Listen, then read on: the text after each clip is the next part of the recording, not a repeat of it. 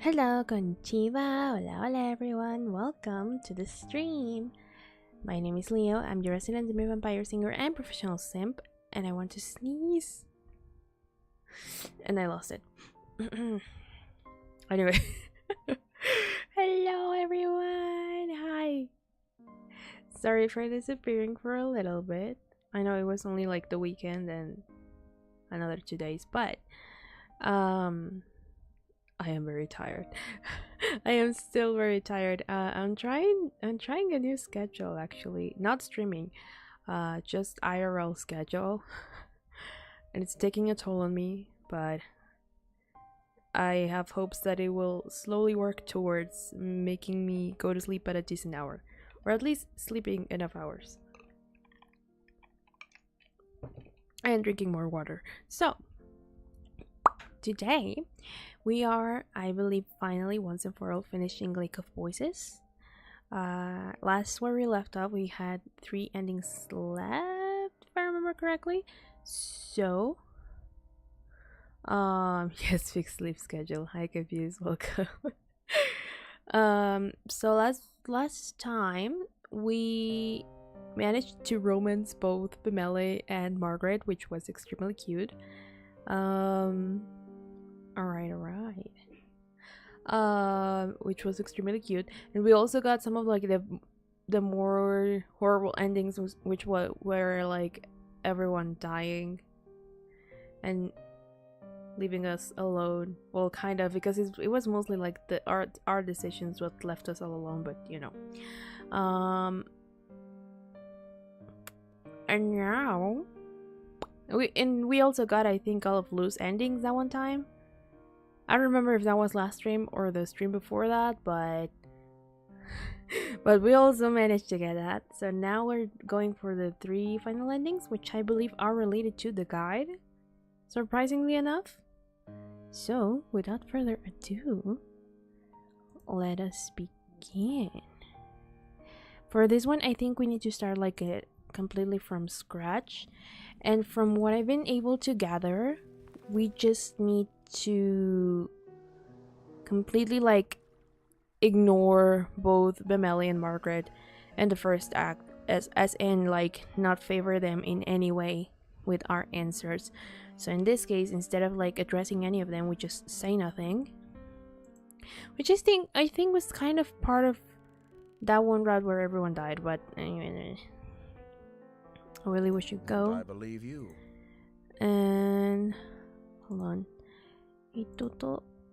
So we can't like really favor anyone this time. Only try to like keep them alive at the very least. So not seriously, instead of placing my hand over his.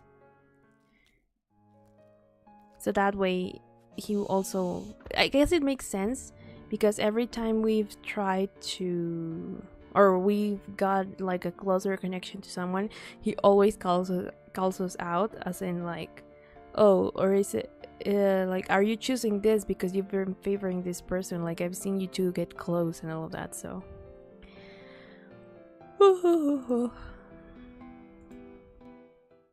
kick it off, because otherwise we'll die. We continue. There's also an option that I think I've never chosen that I'm very curious about, which is this one. Let me save it just real quick.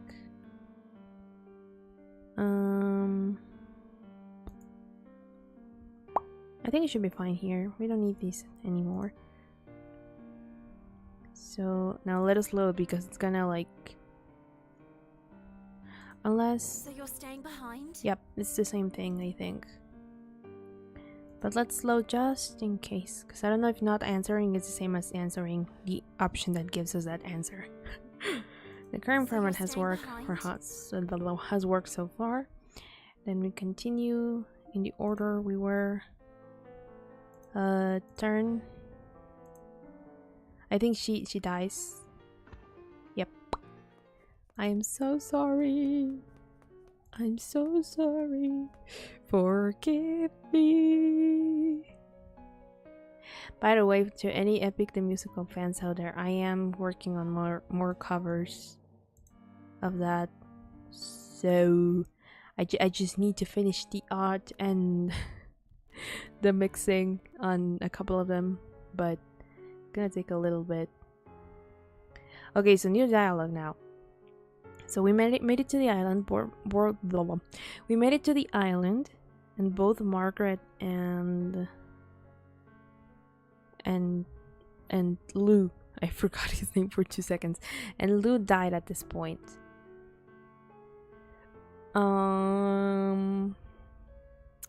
And so, and the guy said the sun will rise soon. The fire on the bridge is the only reason the island isn't overrun with prowlers right now. However, they could still pose a threat, so as to tell us not to get close to the shore.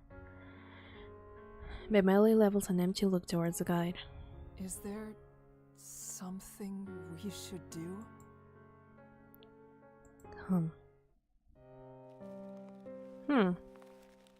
The guide takes us to an area a bit further inland, but not too far from the water. Trees partially obscure our location, and there's enough room to watch the coast in case prowlers start to emerge from the water. Essentially, it's a place where an ambush would be hard. If any of you see anything at all, speak up. Yeah, this is new. We don't want them to sneak up on us. Alrighty. Almost automatically, each member of the group turns to a different direction. As the sky continues to fade, from pale purple to a muted blue. Ooh, that is pretty. The water stays silent. For the first time, nothing happens. It is a miracle. Suddenly, my chest is lighter and the air is fresher. The first sparks of light appear above the horizon, stinging my eyes after such a long journey through darkness. A sound catches my attention, and I move my focus towards its direction. The guide is opening the latch on his lantern again. He gently, almost respectfully, blows out the light. We no longer have to worry about the Nixi. It is over for today. I'm almost unable to keep tears of relief from pouring out of those words. We made it through the night. We survived. No one feels the need to speak. We look at each other, an understanding passing between us. Then we find our own space, as comfortable as we can get, and lie down for the rest we weren't sure would ever come. So yeah, we fall asleep. Ouch. My eyes slowly blink open and readjust to the brightness. How little there is. The sun is obscured by a thick layer of fog, making it impossible to estimate the time of day. I prop up my elbows and push myself up. The ground is hard and rocky, but that isn't the only reason I am eager to get on my feet. I check my surroundings. The harsh, craggy earth of the island is interlaced with twisting vines and gnarled branches. Beside me, Bemele is still fast asleep. The guide, however, is nowhere to be seen. I realize that I don't recall seeing him lay down with everyone. Slightly he left us hours ago. There is a creeping silence here.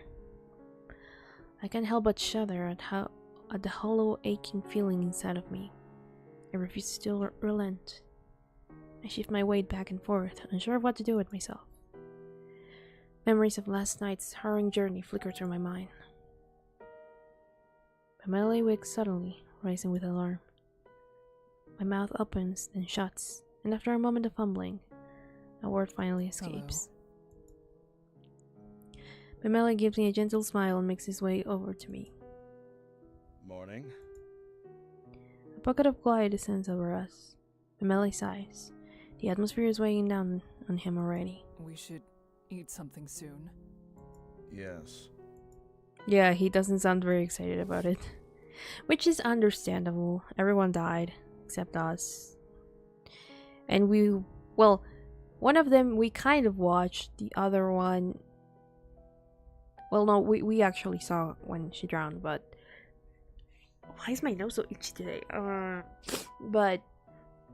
Lou, we decided to leave behind, so of course, that would, like, weigh on his conscience. Even though he wasn't the one that made the decision, it was me, but, you know. A distinct rustling of the leaves around catches my attention. The guide appears, emerging from the thicket.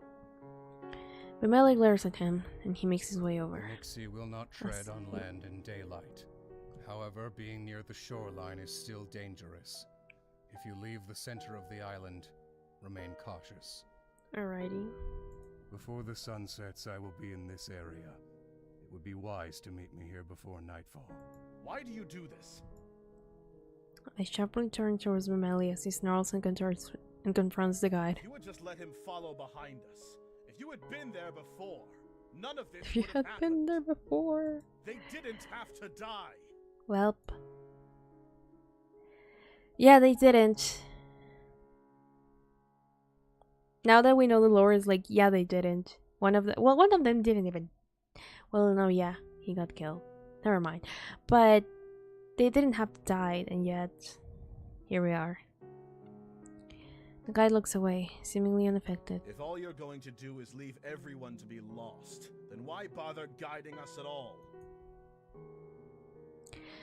Despite Bemele's severe words, the guide apparently considers his piece here finished. He turns towards the forested area from which he came. Wait! Bemele calls out to the guide, reaching towards him. Before he can make contact, I quickly place a hand on his shoulder. He lowers his arm to his side, though I can still feel warm wrath emanating from him. We stay this way until the guide disappears from view. Bemele begins to kick at the ground, spraying tiny pieces of gravel about. Bemele, I know you're angry, but regardless of our feelings, we need the guide. If he leaves us, we'll all die. True. And we've done so well with him? Well, either way, we stand more of a chance if he's guiding us, so... I give him a cold glance. We won't even know which bridge to take without the guide. Bemele knows that. This needs to stop. There are people counting on us to make it back. We can't afford to lose our way. The anger etched into his expression fades into sadness. Can't stay here right now. Understandable, sir. Have a good day. Quietly, I speak. And now he's no longer an option because we didn't form any bonds with him. I'm going to speak with the guide. I ball my hands into fists, steel my will, and start advancing in the direction the guide went. I push my way through the branches and reach the other shore of the island. I see the guide with his back towards me. I didn't try to be quiet as I approached. He must have heard me. You haven't asked me to leave. Does that mean I can speak to you? Interesting. So this time he actually let us. Okay. You may say what you like. When he turns to face me, one feeling comes to the forefront of my mind. We have choices. Okay. Here. Sadness. I feel the tears well in my eyes. After all that's happened, the people who have died, how am I even supposed to talk to someone like him? He does not even seem concerned. He does not seem to care about anything. Why can't I be more like you? Unfeeling. Poker-faced. Well, she kind of is poker-faced, but, you know. I guess her emotions show more through her voice rather than her face. My voice is soft, but his raised eyebrow, it seems to guide. But by his raised eyebrow, it seems the guide hurt me. I do not want to feel pain or sadness anymore. I am so tired. I wish I could feel nothing at all. Same, sister. My head drips, and I cover my face and cry. How are you able to go through this every day? Is it nothing more than becoming used to it? I have seen death so many times since becoming a guard, and even before that I was familiar with loss, yet it still hurts so much. I love the delivery here, by the way. I think this is the most, the most emotional, I think it's the right way to say it, we've heard Kika ever in this game. Like, she has her moments, but I think this is the most emotion we've heard from her, and I really like the delivery. The sting has not dulled at all. I have simply learned to hide it better. And now it seems I cannot even do that. I cannot stop sobbing. The tears just continue to fall. His interest strangely makes it easier to let my true self show. Although he remains silent, I can still feel the guide near me. He has not abandoned me here. CG! After some time, I manage to stifle the tears and look up at him. His eyes are distant, looking out across the expanse of Sinlos. You do not need practice. You need a new perspective. You can see 1,000 deaths and still feel pain at each one, so long as they hold meaning for you. How can I do otherwise? Losing one's life is a tragedy. I mean, in reality, we got along with Margaret, but we didn't really know her, so it is kind of strange that we felt for her whenever she dies. With Bimele, it makes more sense because, you know, he's been our partner for a while now, and he's also just part of the group of guards we're a part of and all of that. But with Margaret, it's like we've barely known her, and with Lou is the same thing. Like, we just found him in the middle of the road, and all of a sudden, it's a tragedy that he died. I guess that maybe that's just human nature, and it's normal to feel empathy for others, even if you don't know them. I don't know, it's hard. There are people dying even as we speak. You do not care about them.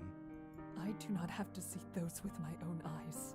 But you can still decide that those deaths are not relevant to you. True. Or perhaps you choose to feel that whether a person dies sooner or later makes no difference. Or even that death is to be preferred over life in this world. At least they have peace. Their death may even be beneficial to others. Any such idea would be fine. Pick what is easiest for you to swallow. You know, he's kind of making a little bit of sense. Just a little bit. It's not like, of course, it's better to care, in my opinion, than not to care.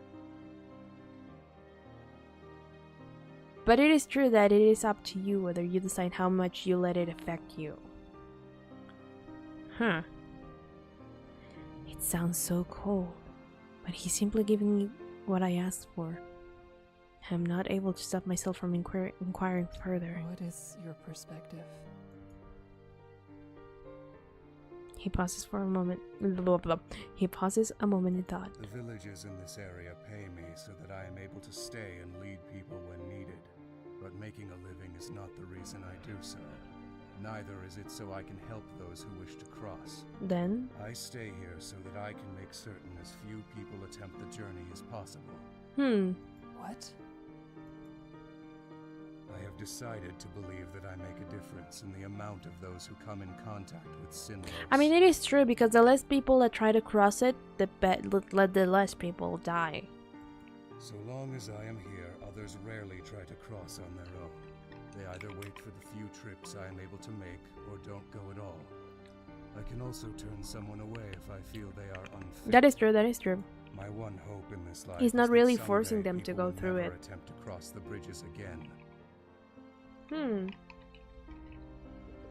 with what we know about the lore of the Prowlers and everything, and that he's part of them, it makes sense why his ultimate mission would be for people never to cross again, because that means the Nixi would never have to like come into contact with the humans, and thus the humans with like it goes both ways, and that way none of them can like hurt each other anymore.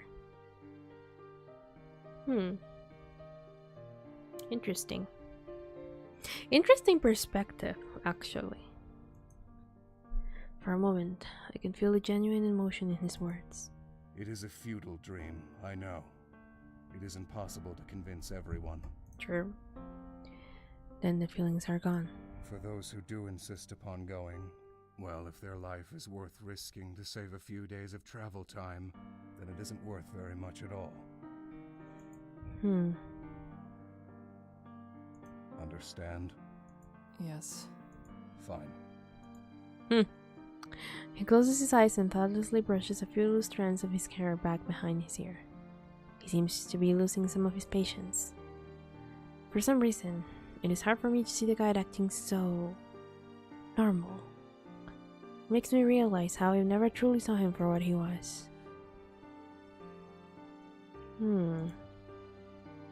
I appreciate you listening to me, or I think this one might not like really determine anything, I feel, but let's just say it just in case. It's not your fault. He's so shocked. The guy turns back to me, incredulous. I didn't want someone to die. I didn't. My words get choked behind tears. You're just a man. You cannot do more than anyone else. I mean, true. Even if you know, he weren't actually a Nixi, I guess it would make sense that he would try to preserve himself, because he's the one that can make people, you know, come and go, or like try to take people across. Like, he's the only one who can do that. So yeah. You cannot fix what is wrong with these bridges or stop dangers from appearing. I mean, he actually People can, will not have reasons to cross. except for Simply do that what one you last can, one. Like anyone else.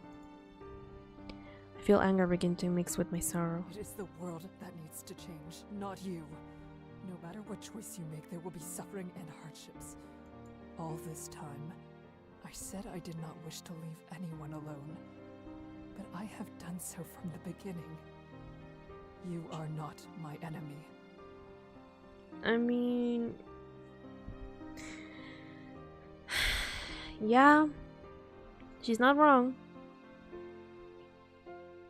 The guide stares at me blankly. It seems as though he may be intentionally stripping himself of the human qualities he showed moments before. We are not allies either. We are merely two strangers, walking the same path. Regardless, I will be there for you. And even that is shown, like, when the bridges don't emerge. And we throw the lantern to save him, even though he actually doesn't need it. But anyway, again, he watches me without speaking. You should protect yourself. He moves from me to stare across the water. The conversation is over. No matter. I will be strong. For the both of us. I'm going to see how everything is on the island. As I turn and leave, I feel comforted that, at least in a small way, I understand the guide better. I head through the wooded part of the island. There isn't anything that could be called a path, but I imagine to pick my way through the bush quite well. After moving on, I find Bemele in a jagged clearing, leaning against a tree. He's already noticed me and is looking my way, smiling. As I get closer, I can pick up on the sadness behind his jovial expression. How are you faring? Any problem? Yeah, I was gonna ask, like, can we skip this conversation because we've already had it multiple times. Oh! Behind me, leaves rustle. I turn to face the noise with noticeable unease. What I see is the guide. Huh. Interesting. Alright. Hold on. So yeah, we bid him goodbye. Yeah, so we don't hang out together. We just go our separate ways. Okay. And so we're wandering and all of that, and we find the guide again.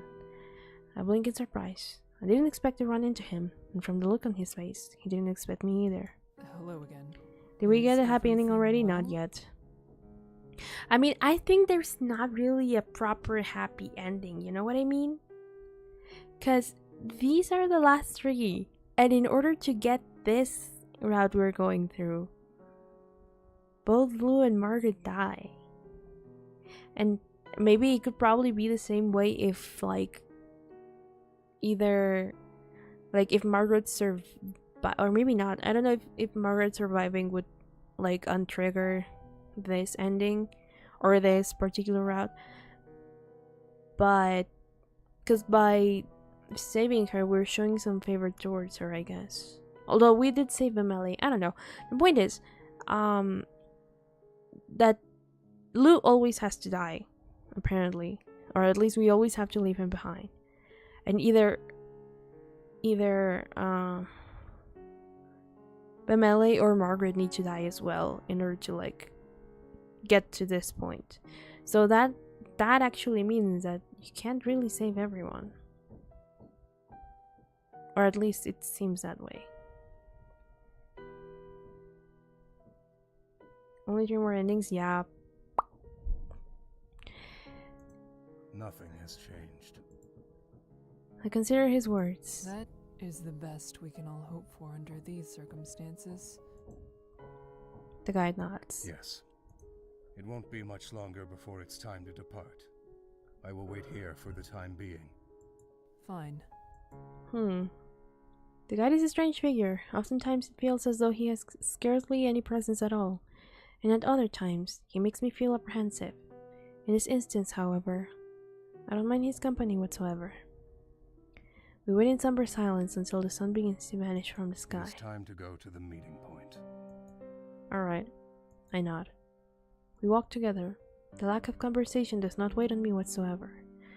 There is nothing to say in this moment, and there is no nagging pressure to fill the silence. When we arrive, the spot is empty. The guide quietly gazes out into the forest. Please tell me Bemele doesn't die by himself, please. I find myself closely observing him. It surprises me how accustomed I've become to his ways.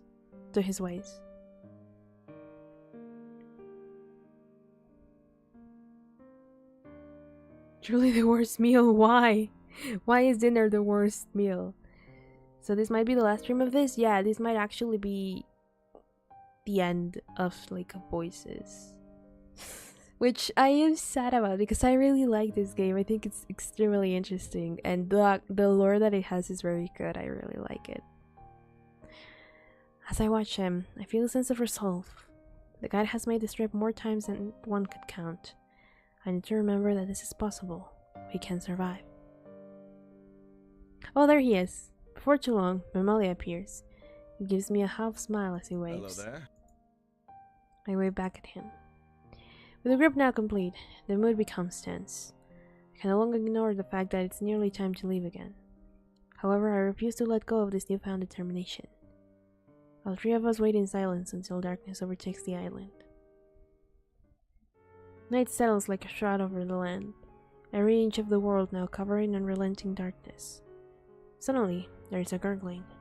The water parts as the bridges of Sinlos rise, powered by some unnatural force, creaking like they might fall apart. I feel an inexplicable pounding like a hammer in the back of my head, beating faster and heavier than my own heart. I clench my teeth to stop it from turning my stomach. We must go now. Alright, so this time the bridges actually do emerge and we don't need to fight like prowlers on the shore. The guy doesn't wait for any replies, briskly starting in the direction of the shore. Mammalia and I match his pace. I can feel the air weighing on us, a sensation that slows our steps despite being rested. Something hovers in my mind, the mirrored memory of the beginning of last night's journey. 1 day ago feels like a lifetime past. I think inky water slushes reluctantly off of the boards, leading back into the lake, until finally it stills. A shudder crawls over my body as I place my foot on the boards, but I quickly shake it off. I have no other option. We have to go through this again.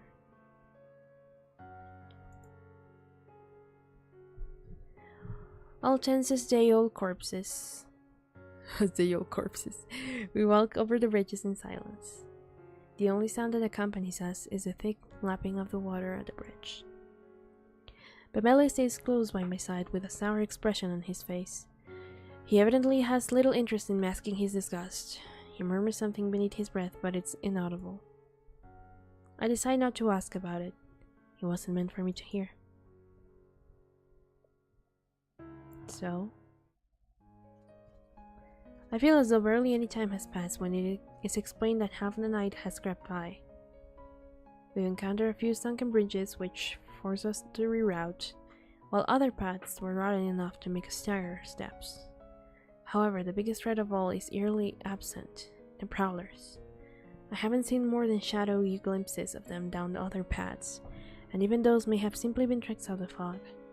I feel I may be even more on edge tonight than the last. Judging by Mammalia's tenseness, he isn't set at ease by their lack of presence either. Why? I whisper the question softly, almost silently as I scan left and right across the impossibly empty bridges for any sign of movement. I wonder whether they still worry from the consuming blaze that lit up the night yesterday, or if they're less dragging themselves across the bridges than usual because many have already gotten what they wanted. It could also probably be that. Dinner sucks, it's too bland and way too much for me. What? And I have fast metabolism and actually heat up a lot as my body starts breaking down to food. What? Well, that sucks. I've never heard anyone have that, honestly. I hear about people not being able to stomach breakfast, but not dinner. My skin crawls with the touch of icy fingers at the thought, and I can't control the sharp shiver that travels on my spine. Mammalia catches my concern and he brings himself closer to my ear. This isn't right. It shouldn't be nearly this easy to cross. Not True. after what we went through the other night. I wonder if he will try to kill us because we're too Could wary. they be planning something?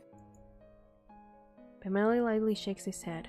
He speaks with suspicion in his voice as he peers at the guide ahead. Don't know. So he's expecting that he has something to do with it. As time passes by, we continue to see nothing more but bridges and fog. Beside me, Mammalia is becoming more and more agitated the longer we go without disruption. I can read Mammalia well enough to know his anger is still directed at the guide rather than the bridges themselves. It was my hope that he would be able to contain his feelings toward our lead until we had put this maze behind us. That is becoming unlikely. I resolve to step in before he grows too heated and there is yet another hazardous argument. Your concentration is clouded, Bemele. What is troubling you? Surely you're already aware. It's him. Bemele glowers hatefully at the guide. I purse my lips for a moment before continuing her sign. I do know that. However, you need to stop allowing that to consume you, or else you could get hurt. Or even... Bemele releases an exasperated sigh while crossly folding his arms. That is impossible. I can't stop myself from thinking about it. Everything Why? makes so much sense now. What do you mean by that? Recall yesterday. I asked him why he would lead others at all if he was heartlessly going to leave them behind. What if this is the reason? What is Before, this? We could scarcely escape these monsters, and now I can't even hear a whisper of one. What if they're already satisfied with what they've taken? Probably. My eyes widen as I stifle a gasp. The situation at hand giving both of us reason to think that that possibility is absolutely unsettling, but his conclusion is even worse still. The notion of the guide allowing others to die unnecessarily or on purpose to make it less dangerous for the remaining few. That is not something I was prepared for. It couldn't be. Even back when we started, the first time we met the guide, he mentioned that at least one of us would die before the journey was finished. Yeah. Didn't that exchange seem strange to you? He said it as though it was a price to pay for coming with him. Because it is. It is. Yeah. It would be sad to watch this game go. Would be a shame if it turns into a derail just chatting again. Guide is the one who summons that. I guess you didn't watch that part of the lore, huh?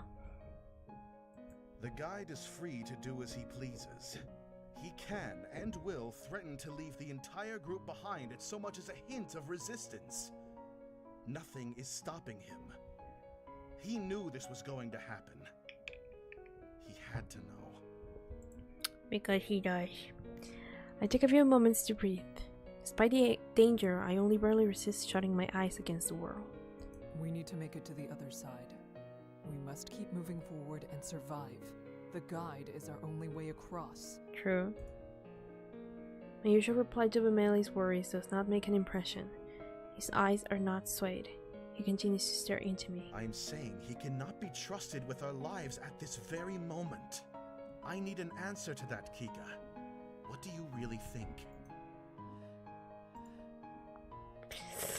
Ooh, what can I answer to that? Like, his worries are valid, but no, I'm not caught up yet. I'll watch it later, hopefully before next week.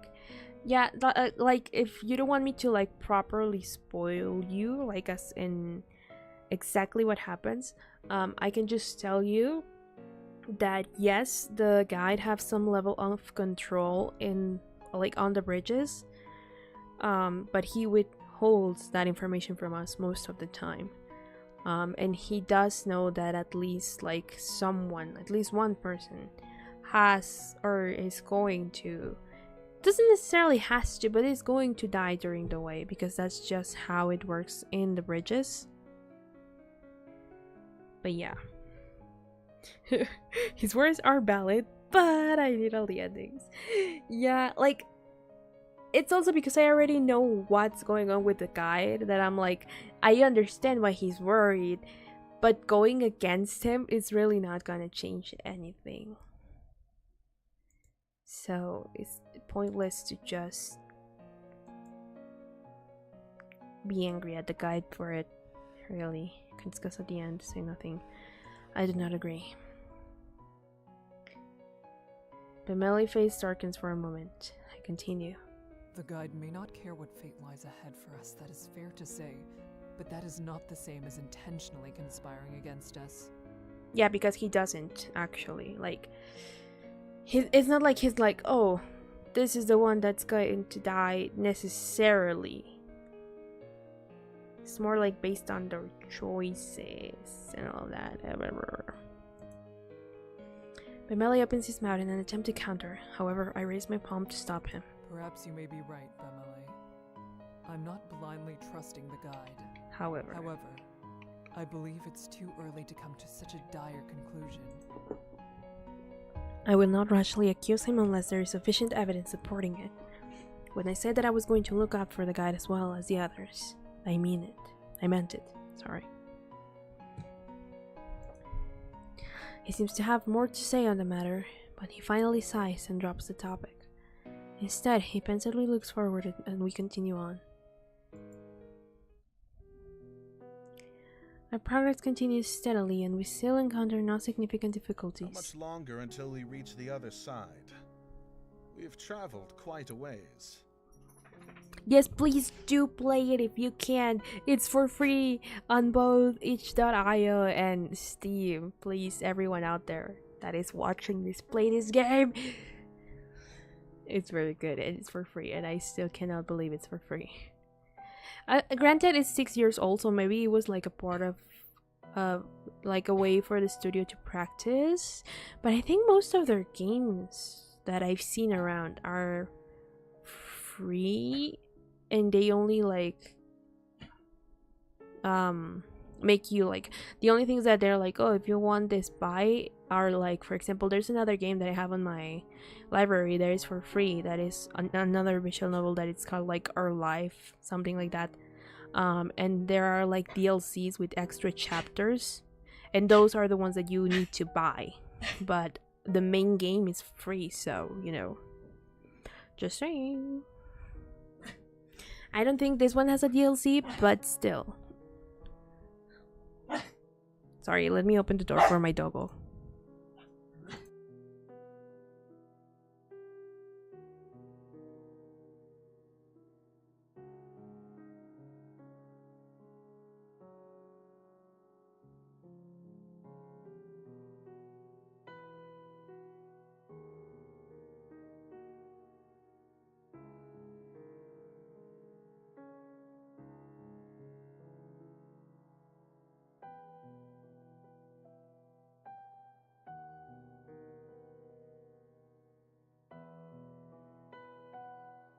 Whoa. Sorry about that. There we go.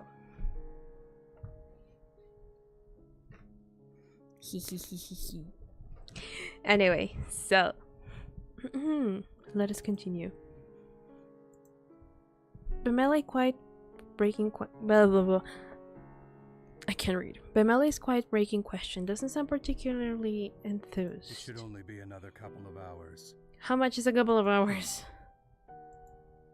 Bemele is unconvinced. It is not only I who notices. The guide suddenly stops. Oh no. Oh my god. No, please don't. I don't want confrontation. Eerily, he turns his head to the side and looks back at us. Is there a problem with that? Is there?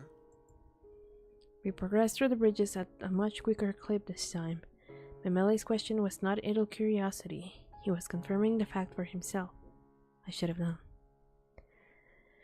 The guy looks to be slightly irritated over the attitude Bemele has taken. If you have something to say, you should say it. Unless you're afraid that I'm going to leave you behind. His statement lands heavily on us. Did he listen to our conversation? There were no sounds to cover our voices. However, I had assumed we were far enough away from the guy to keep our words to ourselves. He stares with such an icy expression, I nearly freeze in place. Bemele, on the other hand, heats up and grows more hostile.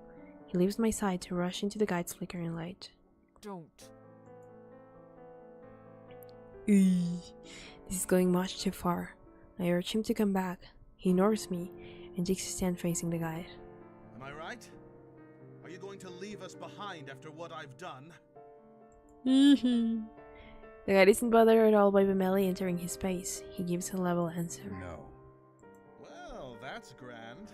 Oh my god, In that Bemele. case, I'd like to know if I'm on the right track about something else. Are the monsters missing because they've already eaten? Or is there some other reason why they've all mysteriously vanished? Oh my god, I love the voice acting, but man, this is not helping. Bemele, please. On what you said earlier, I wake up hungry. Don't know how people just skip that. Whoa, what's going on with my model? Hold on. Whoa, girl, chill. What the heck?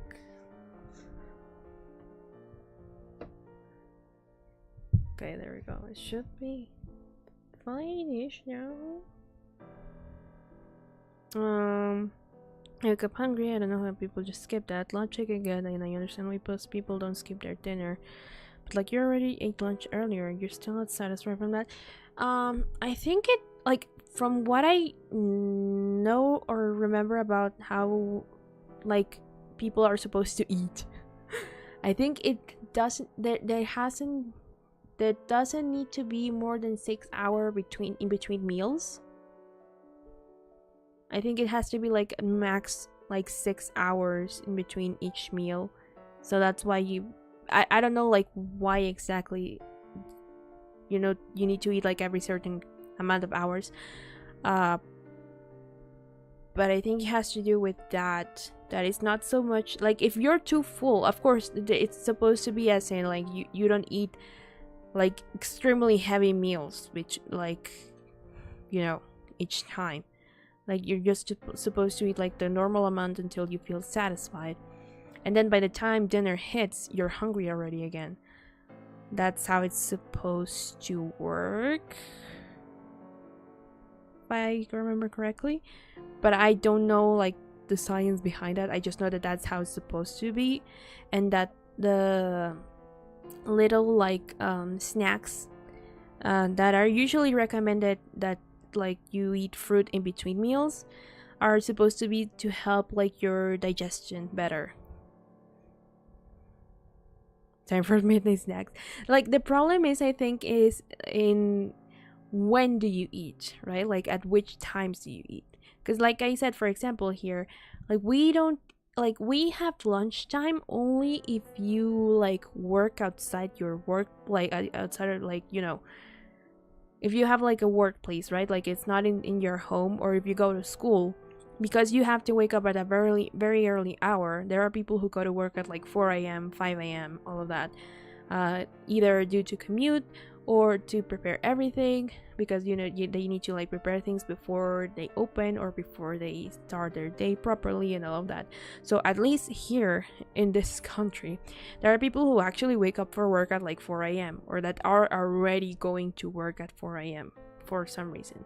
Schools, I think the earliest, at least the one that I was like the earliest at, would be 6:50 in the morning. I would have to be at school by that time. And for that, I would have to wake up at like 5:30-ish. So I would be eating breakfast around 6. And so, 7, 8, 9, 10. Yeah, like 4 hours would pass. And then you have like your lunch time to like help you, you know, be satiated until you have like what is our normal meal time, which is around 2-3 p.m. for most people.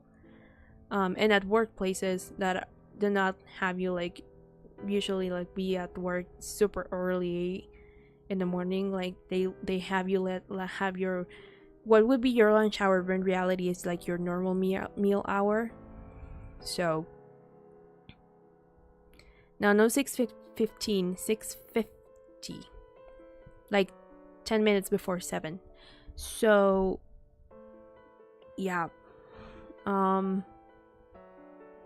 because classes would start at 7 a.m. sharp, so you know, they needed you to be there at least 10 minutes. Like the limit time for you to arrive would be like 10 minutes before the classes begin. So yeah,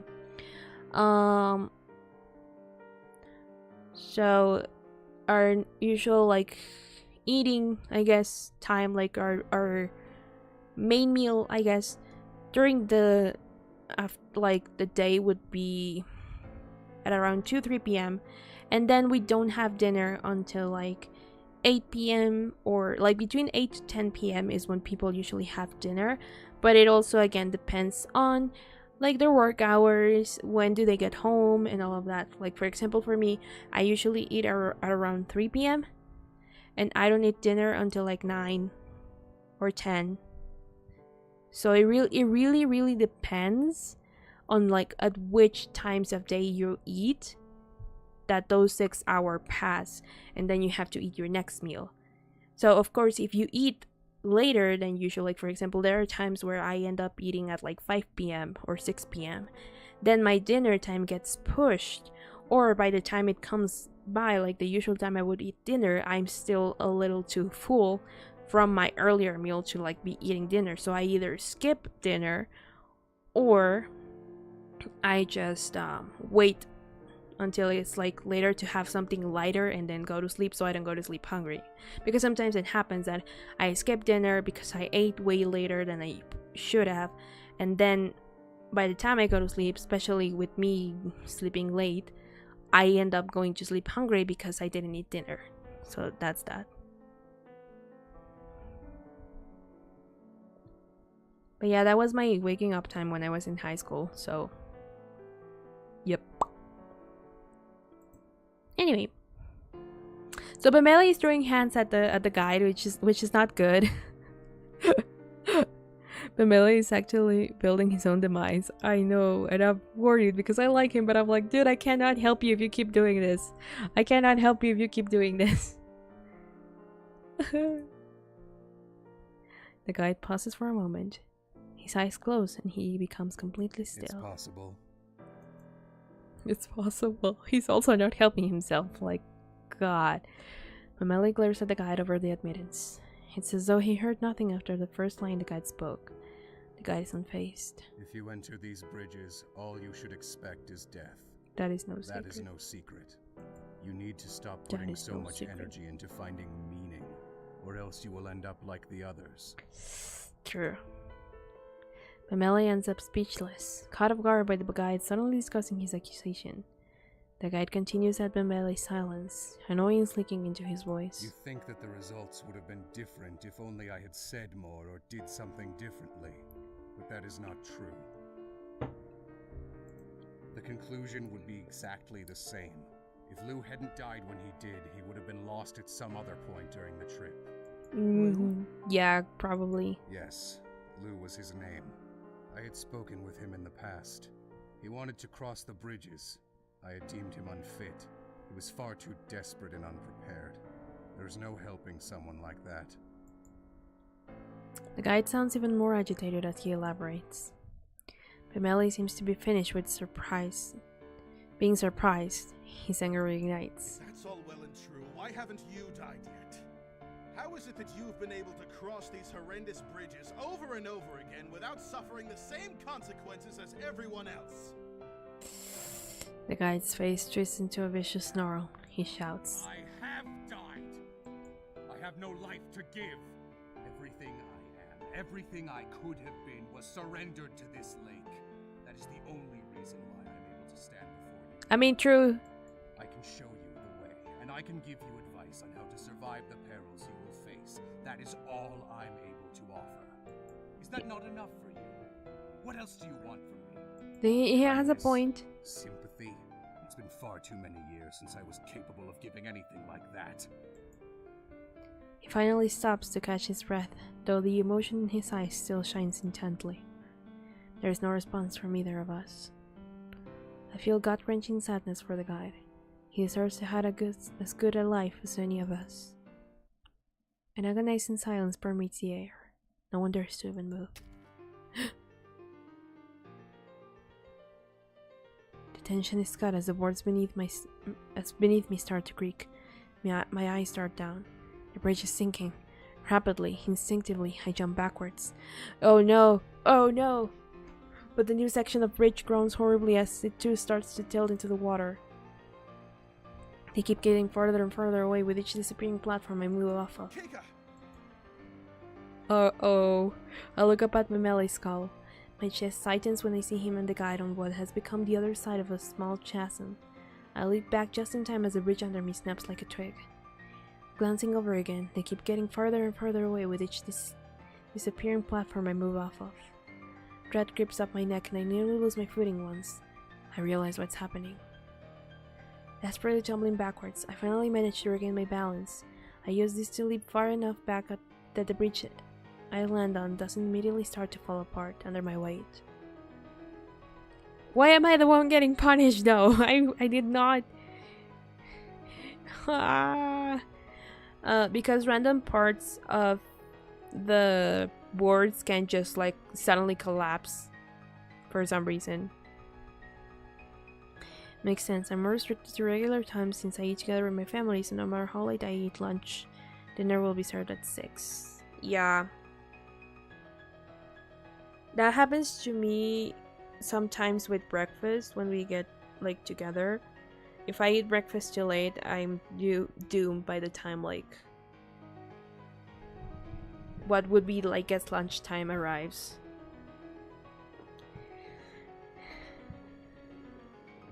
The bridges just hates you. Probably. In another 3 swift steps, I am finally on sturdy wood. The bridges reluctantly stop shifting and settle. The only trace left of what was once a huge section of bridge is a few splintered boards floating in the murky water. The lake consumed it. Somehow I am not surprised. Regaining my bearings, I face what has become of my circumstances. I am now separated from Melly and the guide by a firewater gorge that anyone could leap. My throat goes bone dry as I tether at the end of the bridge, mind wildly scrambling for a solution that doesn't come. I look into Bemeli's face. He's completely aghast, darting from one side of the bridge to the other like a panicked animal. There is no mistaking that he's desperate to help me in some way. However, there's also no mistaking that there aren't any options available to him.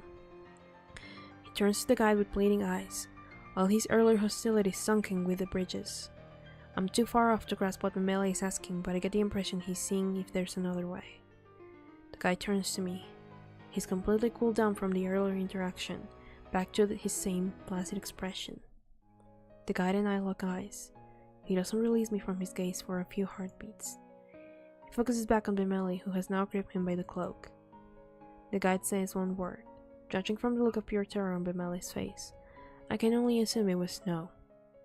There's no way back to them. The guide frees himself from Bemeli's grasp and continues speaking.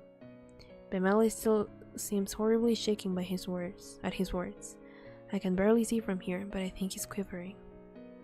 As I watch the two discuss my fate, unable to say anything, fear starts to crawl over me.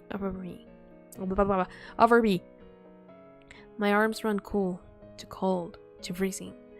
It's not long before the rest of my body follows. I notice Bemeli cover his face with his still shuddering hand. The guide's voice echoes loudly across the water, separating me from them. Go back and take the next bridge you come across that goes west. There may be enough time for you to find your own way. I blink, taken aback for a moment, before I quickly regain my composure. That's right. This isn't over. I still have my lantern with me. The prowlers are less active, and if the guide says that is possible, it could be true. I nod solemnly at his words and yell back. I'll meet you there! Don't wait for me! He bows his head and starts to slowly back away from the edge. Bemeli pulls his head from his hand to look at me. Even across the water, I can tell that he's crying.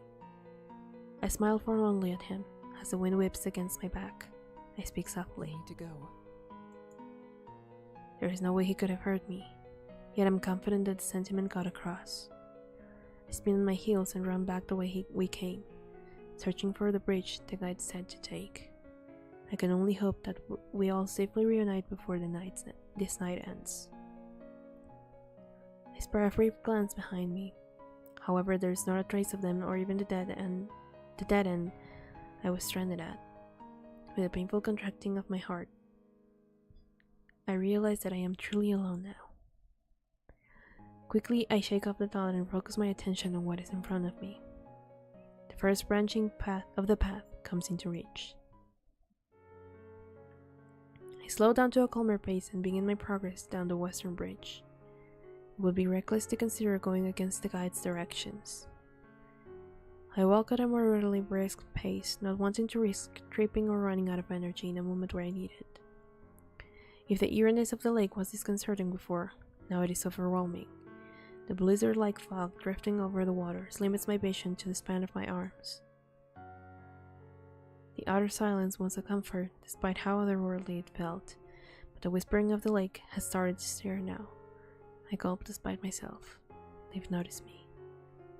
As their chattering grows, I consider briefly if the others hear them as well, or if they have come out specifically because I am on my own. I straighten my back and walk more surely. I cannot let them believe I am an easy target. I even consider keeping my sword in hand, but it doesn't seem entirely likely they will realize it is something that could hurt them. To keep my mind from wandering to dark places, I count my steps like we used to in training. 1, 2, 3, 4. Despite my best efforts, things are starting to get to me. My worries wash over me, causing painful twinges underneath my clothes that make me jerk and twitch like a fly bitten horse. The whispering in human voices, the feeling of vulnerability, the horrible thought of being hopelessly lost, all melded together is consuming me.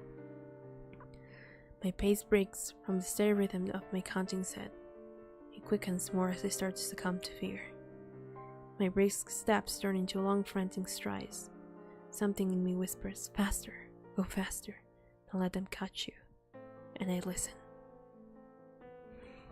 I break into a run, like moving on landmines. Flashes of fear explode in my mind, and I drive my feet harder, faster, stronger along the path. Until suddenly, my sense of reason returns and I stop dead. My chest rises and falls with deep, heaving breaths as I try to calm myself down. The monsters erupt into an inharmonious chorus of what sounds like wicked laughs. I fight the urge to shout back at the creatures. This feels like a nightmare I will never wake up from. I take another breath and resume my measured progress.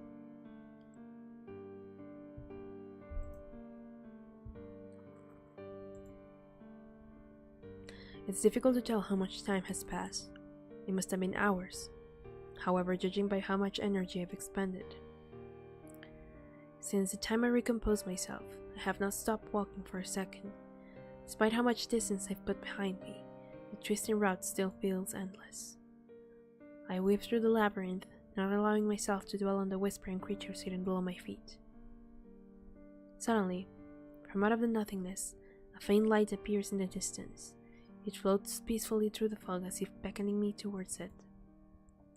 The worry that my tired eyes are playing tricks on my mind drives me to furiously rub them and look again. There it remains, drifting alone. Are the bridges ablaze again? No. The light isn't growing. Could it be the shore? Mesmerized, I begin to sprint towards the phantom light. The shine gets brighter and sharper until the source becomes clear. It's a lantern. It's the lantern of the guide. He's here. My eyes widen incredulously as I stop in front of him. I cannot believe this. We were able to reunite in this maddening world of fog. No matter the shock. Oh. No!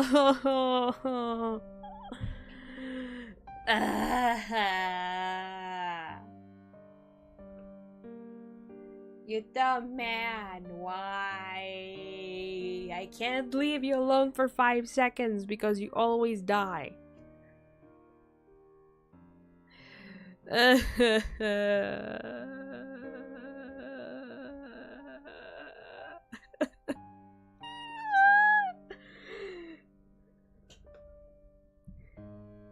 They even have landmines? You know what landmines are? Probably. I don't know. Who knows? I don't care at this point. No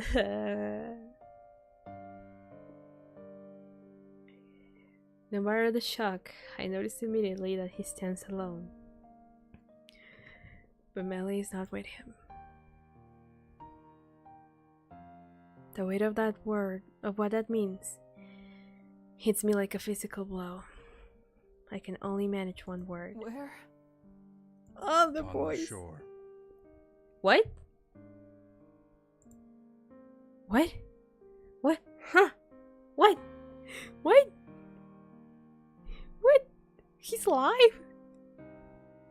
He came back for us? What? Okay, I did not expect that. I was like dying already. What? What? How? A phantom of questions fills up my mind. Yet I am no longer capable of releasing any kind of sound. Seeing the struggles I am having in processing what's happening, the guide reaffirms the fact of the matter. We reached the other side. No one has died. Fractions of tears form in the corner of my eyes, and for a brief moment, I am completely overjoyed. Bemeli made it. He's alive. Safe. Please let him be alive, please. Now that it is obvious, I fully understand. The guide unceremoniously turns around and heads towards the... We need to move quickly. And heads down the bridge. I can't even read. We need to... Okay. I blink several times, unsure how to react to what could be considered a miracle. But I instinctively follow to avoid being left behind. Our journey continues. The bridges, the lake, the destination, and the guide. They're all the same as they ever were. Yet for me, nothing feels the same. I have lost my sense of grounding. In this strange new situation, talking to the guide does not seem especially daunting. It makes it possible for me to finally speak aloud what has been lurking in my mind. Why are you here? True. He truly made it to the shore. What would compel him to return to the maze? It's a risk of all people. It's a risk he of all people would know is great. He answers without turning.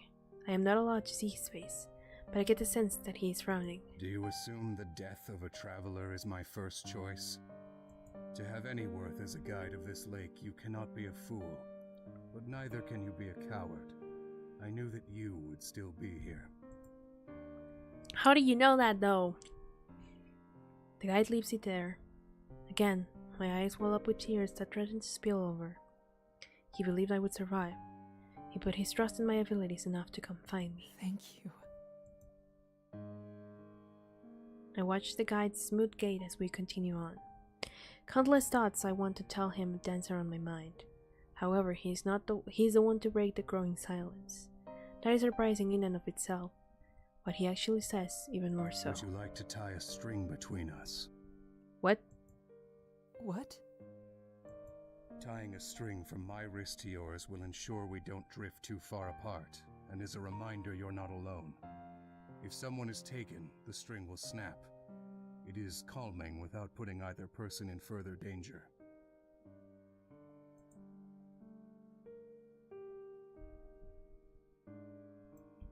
Huh?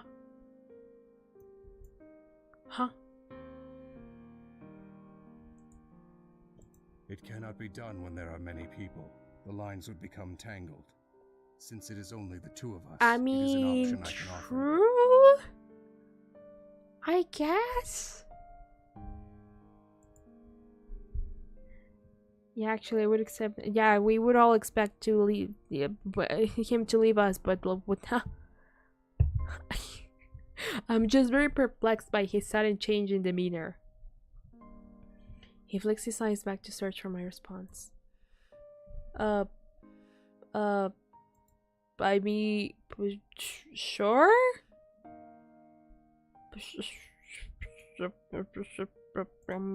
Sure?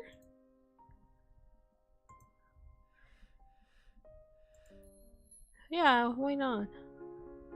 There is a piano music. Is it really? Is this really supposed to be a cutesy moment? I don't think so. But here's a romantic piano, so I guess it is. I stand awkwardly dumbfounded at the offer. Somehow the idea makes me nervous, but I cannot argue its benefits. The guide ceases walking as well and dives a hand into his coat. I fidget in place, trying to remain alert. After rummaging for a moment, he brings a spool of string out of his pocket. Guide pivots his body and tosses it to me. I manage to catch the spinning spool in the air as it attempts to unravel. Tie it to the end of your wrist, and then throw it back. I do as instructed, tying the knot tight. After giving the guide a signal, I toss the string across the length of the bridge to him. It creates a thin brown lifeline between us. He catches it dexterously with his free hand. Turning to the side for a moment, he rests the staff in the crook of his arm. He snaps the string, storing the rest of it away before he locks the other end onto his own wrist. The guide gathers a section of our link in his hand and tugs on it, making sure that my side isn't too loose. He stares down the path at me, and we make eye contact. As he gazes into me, I notice that there isn't any emptiness in his eyes, only strength. When did he change? I begin to wonder if I was the only one who had to change in order to see what was always there. He shifts his focus away, and the action pulls me forcibly back into reality. I wait for the guy to get the proper hold of his staff, and then we begin walking once more. The whispers of the lake ring loudly into the night. Occasionally, I still look down at the string. The effect it's having on me already is quite remarkable. Seeing it connect from my wrist to his does make me feel far better. It hasn't made us safer, but the dread of being left alone has faded. I find myself wishing I could get those thoughts across to him. However, I am aware enough to know that this is not the time for those kind of concerns. Okay, the cutesy music died. Perfect. Hello, number 7. Hi, welcome.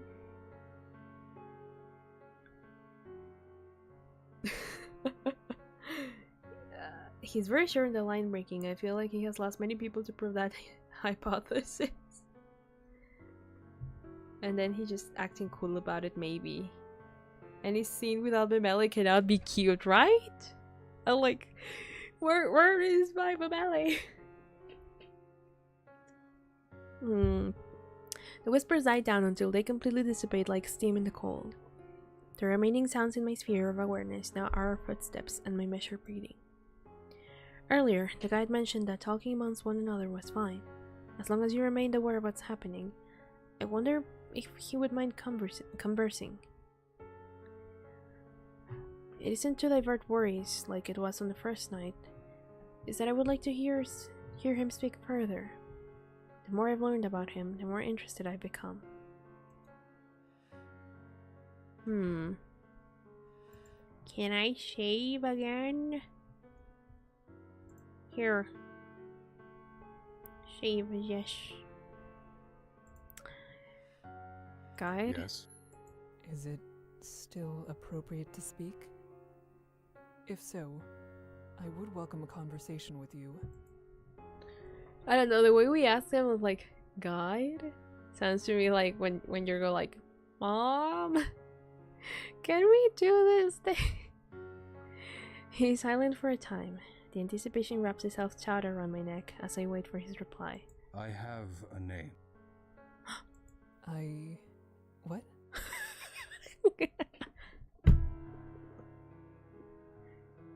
You should tie a string to Mameli so you cannot lose him, or we can both die together.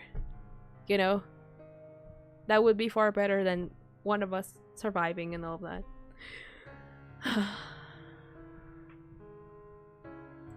At the beginning, when I explained that silence was not necessary, your first comment was asking my name. I lied then. I do have a name. I do not remember this conversation, but we will pretend that we do. I find myself at a loss for words. Such a small thing, and yet it feels momentous. He has a name. Lied to me about it. Is admitting to the lie he got away with. And he remembered my question even through the chaos. Without persuasion, he unveils more. I do not wish to share it. Explaining why is also undesirable. Thus, I've come to tell others I simply don't have one. Then why tell me you have one? It's fun. It's surprising how easily others accept something as unusual as not having a name. Despite facing away from me, I feel his last line was spoken through a smile. Still, it is admittedly quite strange. Even if someone is unnamed at birth, there is nothing stopping them from choosing their own. I grow red-faced at how that never occurred to me all this time. I think in my case, you just assume that like when they say I don't have one, it's not that they literally don't have one. It's just that they don't want to tell you. You know? It wasn't degrading, but pointing that out may have been an intentional jab at my expense. He does not speak further, and the delicate pleasantries between us evaporate. His silence isn't the sort caused by a lack of topics, rather, it's pensive. He's thinking on something. put a leash on Bimeli at this point. One snap and he's here to keep him with you. Like, he falls down, like, to the side and I just choke him by, like, pulling him back. Man. That would be extremely funny. Alright. I need to make fun art of Bimeli because I love him so much. Margaret is also very sweet when she wants to. Lou is the only one that I'm like, ugh, I don't like you. You're the worst. I wait for him. I would rather let him finish his thought than rush to fill the void with just any words. And he does finish. It is easier to leave someone calling for help when they aren't pleading to you with your name.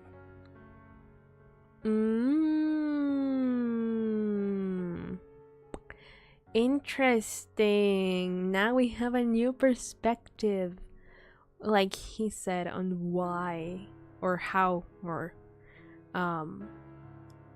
is for him, like, it's easier for him to just leave people behind.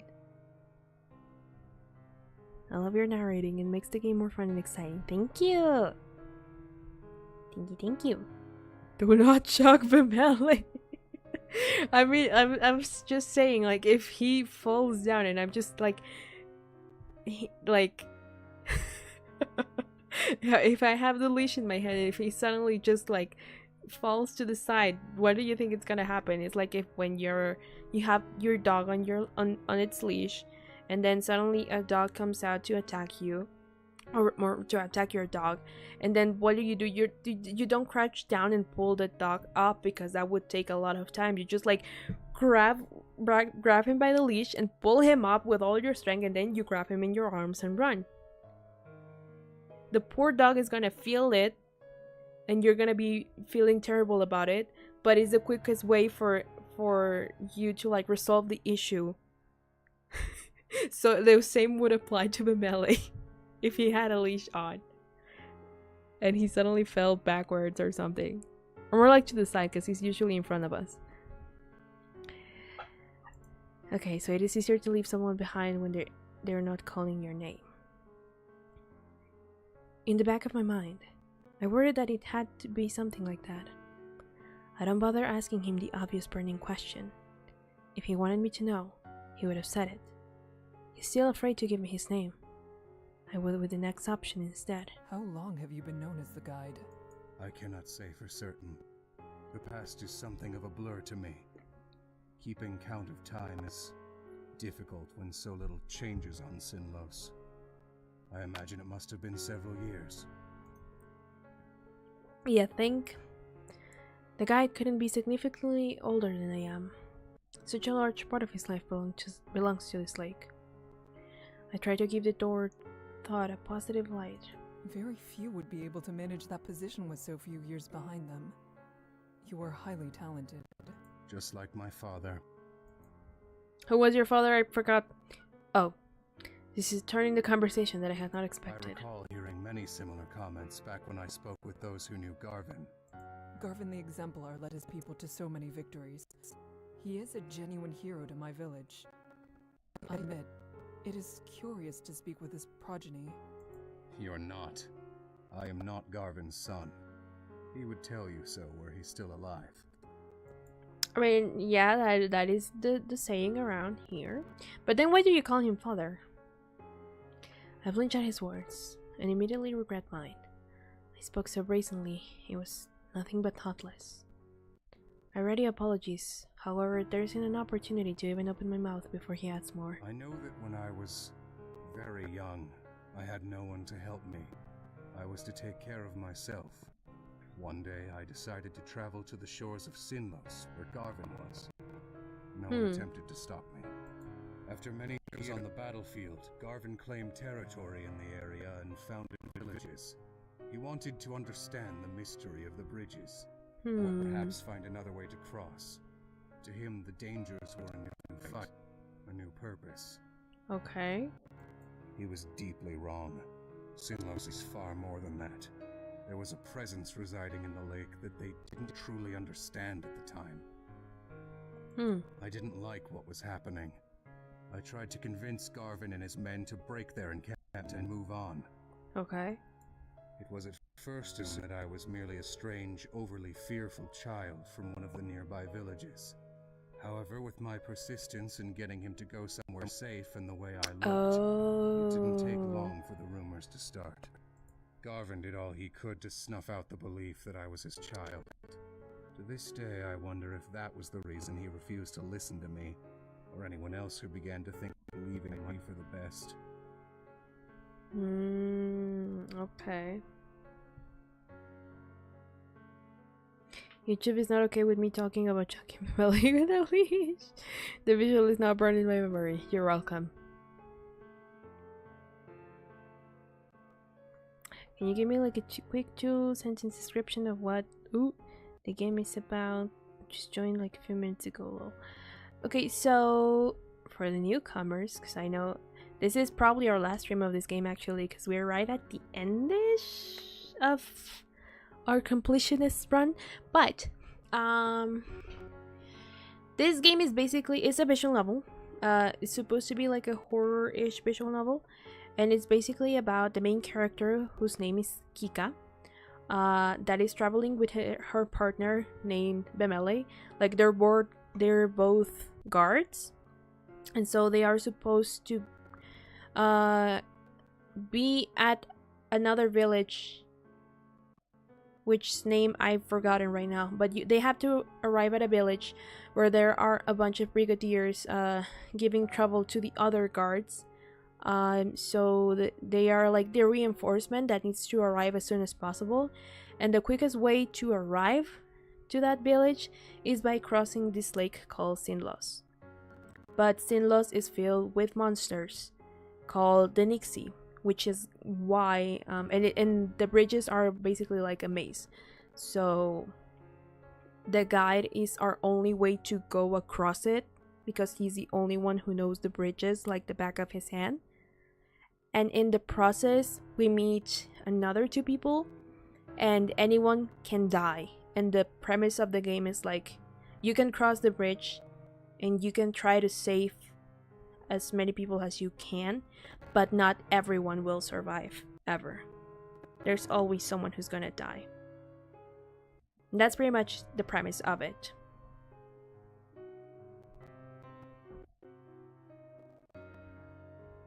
Yeah, it is very interesting and it is very good. I really like it, and it's for free. I'm gonna like advertise it whenever I can. It's for free on Steam and itch.io, so please go get it and play it yourselves if you can, because it's really cool. And I am in awe of it.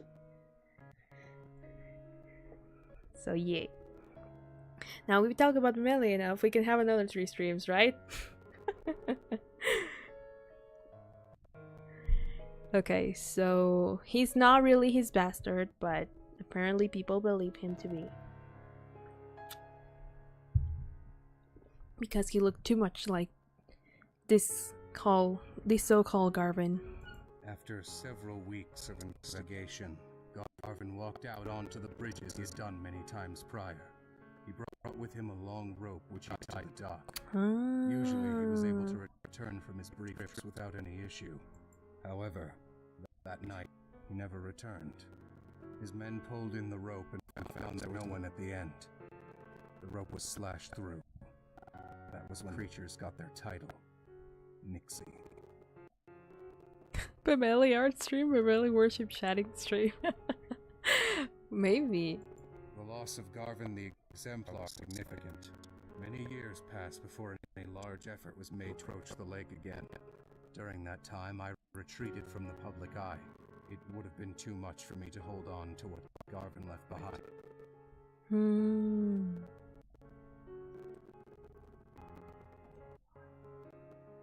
Okay, so he would have been expected to like continue his legacy if they had kept thinking that he was his child.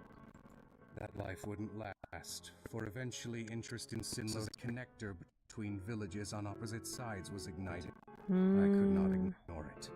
I made my return to society to continue what I started. Despite Garvin's view on me, everyone in the original endeavor recognized me as his son. Interesting. There were new attempts to cross bridges. I was first to survive it. All who were on the journey with me were lost. I left whoever had difficulties to the maze. It was a seemingly endless night. Death was at every turn. However, turning this back was not an option any longer. They were now willing to accept the loss of a few who could mean success in the end. Alright. Just got punked by YouTube. Why? I cannot criticize them for it. I was willing to accept. What are you doing, confused? Why is YouTube bonking you? Wait, hold on. Let me open the door for my doggo because he wants to be let in again. Yep. Uh-oh. The cables. No. There we go. Ouch.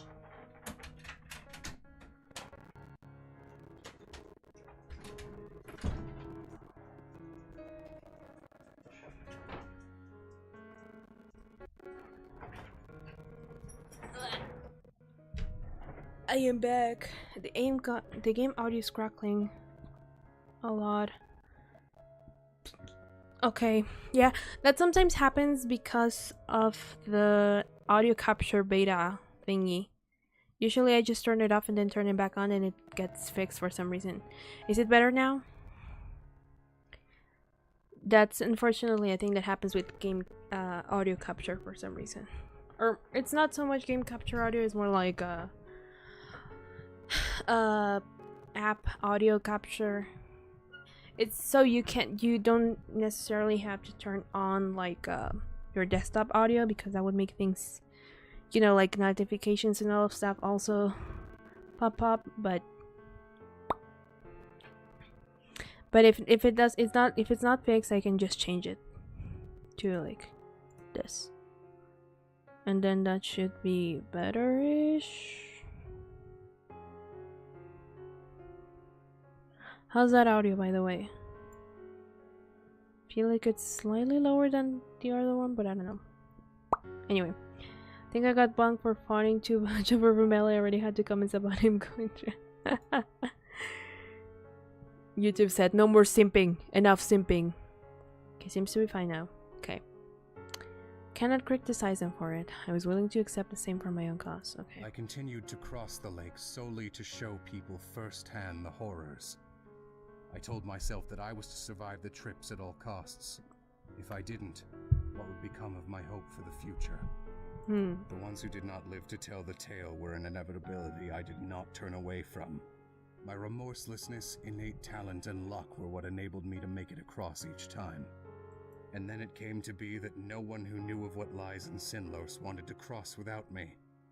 My experience was invaluable. I used that to my advantage. Okay. They wanted a way to cross the lake, and I could give it to them. I took my position as a guide, and the rest of the group returned to protect their villages from the many other threats that plague this land. It was considered a success. True. The guy shakes his head. I mean, like, just like what we're doing right now, right? The guy shakes his head, ending his story. Have trouble responding immediately. It is much to take in. Eventually, I do manage to respond. I appreciate you sharing all of that with me. There's a sigh. It has been too long since I have explained myself to anyone. What happened then should not be a mystery. And yet, it is difficult for me to speak of. This game is called Lake of Voices, little memes. Welcome. He doesn't say anything more. However, I get a forlorn impression from him. I can see a whisper of it in his eyes briefly before he turns away. It is a visual novel, horror-ish visual novel. Oh, our path has changed. There was that bell sound. I'm not sure how close we are to land, but we have definitely made progress at a steady rate. I find my vision drifting down to the string between the two of us. It delicately sways to the rhythm of our steps. It eases my mind. The Nixi grow louder again, their whispers ringing in an eerie chorus from both sides of the bridge. Between their chatter, I hear what I believe is a sigh from the guide. Kika. What? The sound of my name spoken so irritably catches me off guard. Despite how serious he seemed in that moment, the guide doesn't continue further. I wait. Still, not another word. It's unusual for the guide to second-guess himself in such a way. I'm at a loss for how to react. Does he of all people need encouragement to continue? Or would it merely be an annoyance? I'm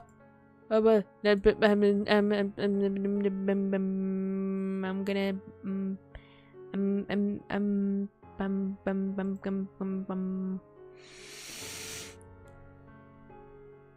Where do I save? I forgot where I saved last time. This is where I saved last time. Okay. I guess here it's fine. Oh. It seems he truly has no desire to continue. I have no right to push the issue. The two of us keep pace as we cross the bridge after bridge. Occasionally, I catch sight of a prowler down another pathway. That is the closest to danger we come. Light begins to filter through the darkness, illuminating the fog. We're going to run. We can still make it. Okay. I tense at his words, but not firmly. There is no gradual increase of pace. The two of us dash down the bridges frantically as the sun rises, higher and higher. The silhouette of land comes into view in the distance, and the end of the bridges practically rushes towards us. Seconds later, we are free of them. I feel my feet plunge into the sandy shore. I nearly collapse as we get away from the waterline. I struggle to catch my breath. The guide lightly crouches, using his staff to support himself. He still takes a moment to reassure me, explaining through gasps that Bemele could not remain here on the shore because it would have been too unsafe. Are we sure he didn't just drown him? My legs quiver below me as the adrenaline rushes out of my body. I rest quietly for a few moments, taking time to allow my breathing and emotions to settle down. Despite my exhaustion, I feel touched as I'm reminded by just how much the guy risked coming back out to find me. I am so grateful to have reached this far, and I am just as glad that he survived. Tears begin to stream down my cheeks. The guide straightens himself out with one more deep breath. I smile at him as we catch eyes. I'm amazed when he, ever so slightly, returns it. Oh my goodness, what?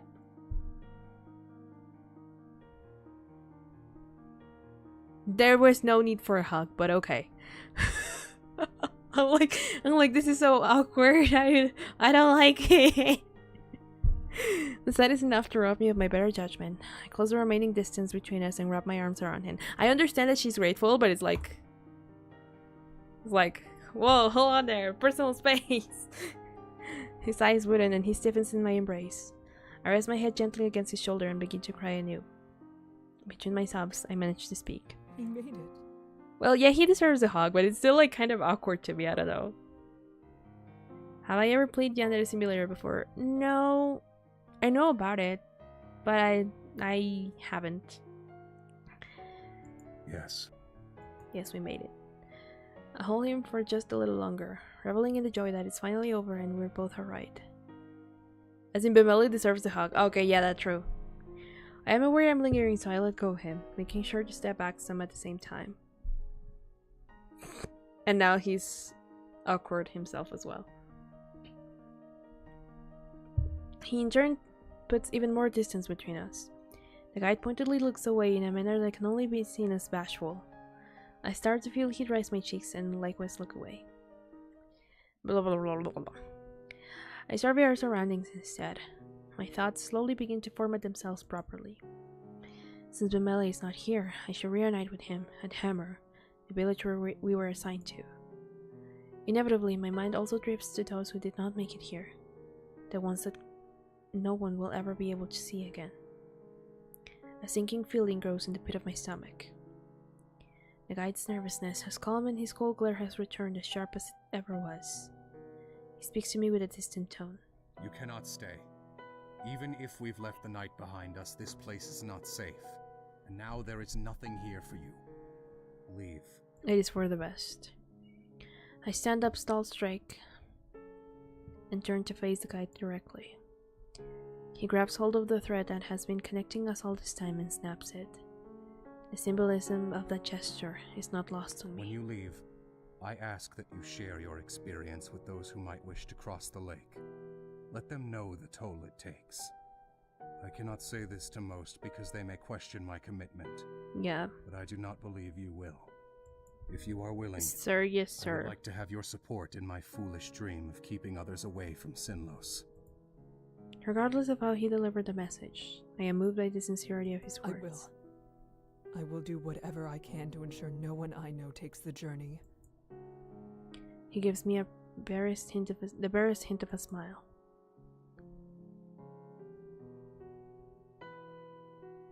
I am acutely aware of the terrible circumstances surrounding this experience. It drags my spirit down again.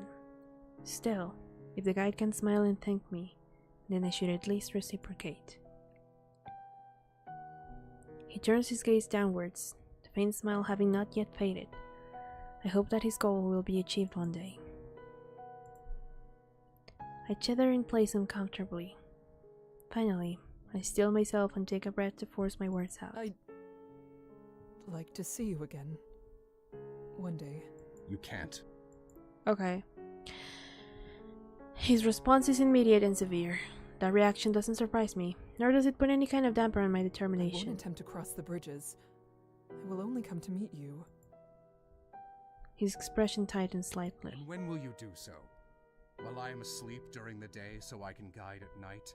When I am on the island during a crossing? Why are Or you will so attempt upset to have about a it? Chill discussion out, with me my while god. Travelers are waiting to begin what will likely be their last journey. With each question he poses, his frustration grows. I match his expression with a hard stare of my I own. will find a way. There is no way. You have to move on. Life does not exist as long as you remain in Sinlos. It is a purgatory residing on the edge of death. Then what about you? You deserve a life of your own, same as anyone else. I don't understand. He merely shakes his It is head. too late. The dead cannot be revived. As if to illustrate his own point, the line drains from his face, and it becomes an image of emptiness. Leave this place and never come back. Please. I stare at him hard, before lowering my head. I shouldn't be doing this. I'm being unreasonable. It doesn't matter what I would like for the guide, it is his decision. All I'm doing is being selfish. I'm sorry. That was out of hand. I have no clue what it is about exactly. Okay. Oh, you were talking about the entity. Okay. He doesn't answer me. I look up from the ground, my face serious again. I will inform the village I'm heading to and my own that the bridges are not to be crossed. He looks into my eyes for a heartbeat, before nodding, satisfied with my Goodbye. answer. Thank you for your guidance. I am grateful. My voice drops just slightly above a whisper. He doesn't react to the request. I wait for a moment to start walking into the forest.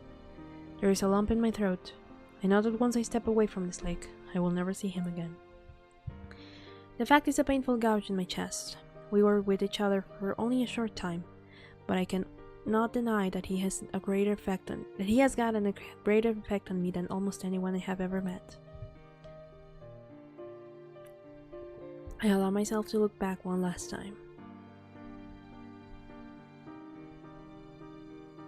Connection, the only path.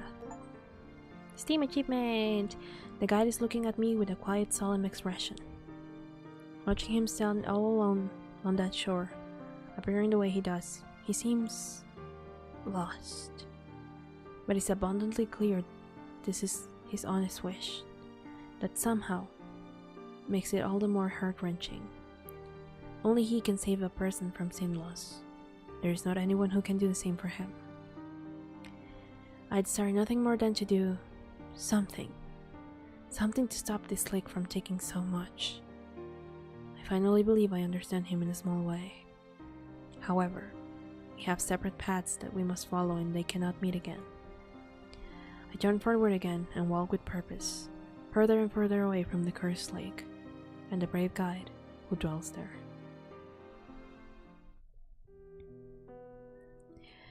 With a solemn heart, I at last arrived at Hammer. They were grateful to see me, for it was a desperate situation indeed. The urgency meant that my mind was occupied with other matters. I worked tirelessly to aid Hammer's own guards in forcing back the brigadiers. But during the moments of calm and when the sun went down, I would remember the lake. There is Melee! Melee was of great help during the fight. His outwardly positive demeanor lifted the spirits of many around him, but I could see from the shadows of his eyes that he hadn't forgotten what we went through. Nor could I miss the distance that had grown between us. He spoke fewer words to me, and I never gave him many either. Yet he seemed stronger than I had seen before. I admire his will. When receiving payment for his services, the guide must give a report of all of those who both succeeded and failed to cross the lake. The name and fate of Margaret soon became known in Hammer. I added that she was an intelligent, helpful person, and urged him to show respect for her passing. I hope that one day I will have the opportunity to go to her hometown and give my own proper respects. His retelling of events had little to say of Lou. I know that is because he was not meant to be there and was never one to open up. But it still saddens me to face how I never truly got to know who he was. Oh, believe me, you don't want to. I can only pray that those who care for him will learn the truth of what happened. They know. I worry about when I must return home to my usual life. It will be difficult to continue as things were before. One thing I know for certain is that my village elder must be told that no one is to cross Sinlos again. I have already told the Hammer leaders the same. Not a single more person should have to experience what we did. Its darkness will remain with me for the rest of my days. Though so much was lost, I try to believe that our lessons will keep others from suffering the same way and, in the end, something will be gained.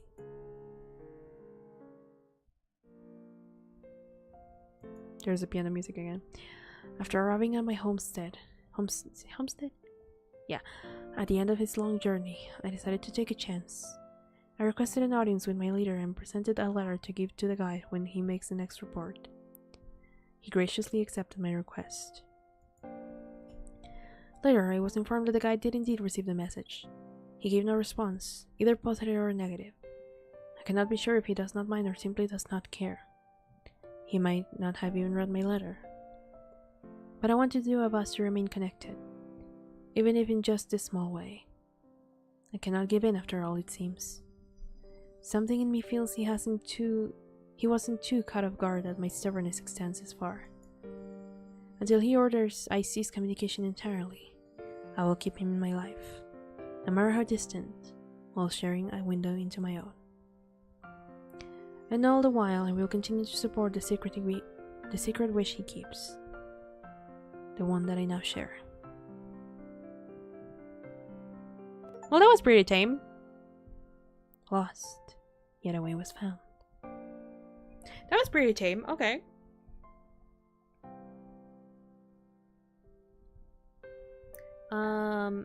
Only Margaret and Lou died. The guide and Bemeli are alive, and so are we. Usually, like, there's 4 people. Usually only 3 of them can die. The guide never dies, now that I think about it. You can die, but that's just game over. Bind Bemeli to a pole so he cannot leave anymore.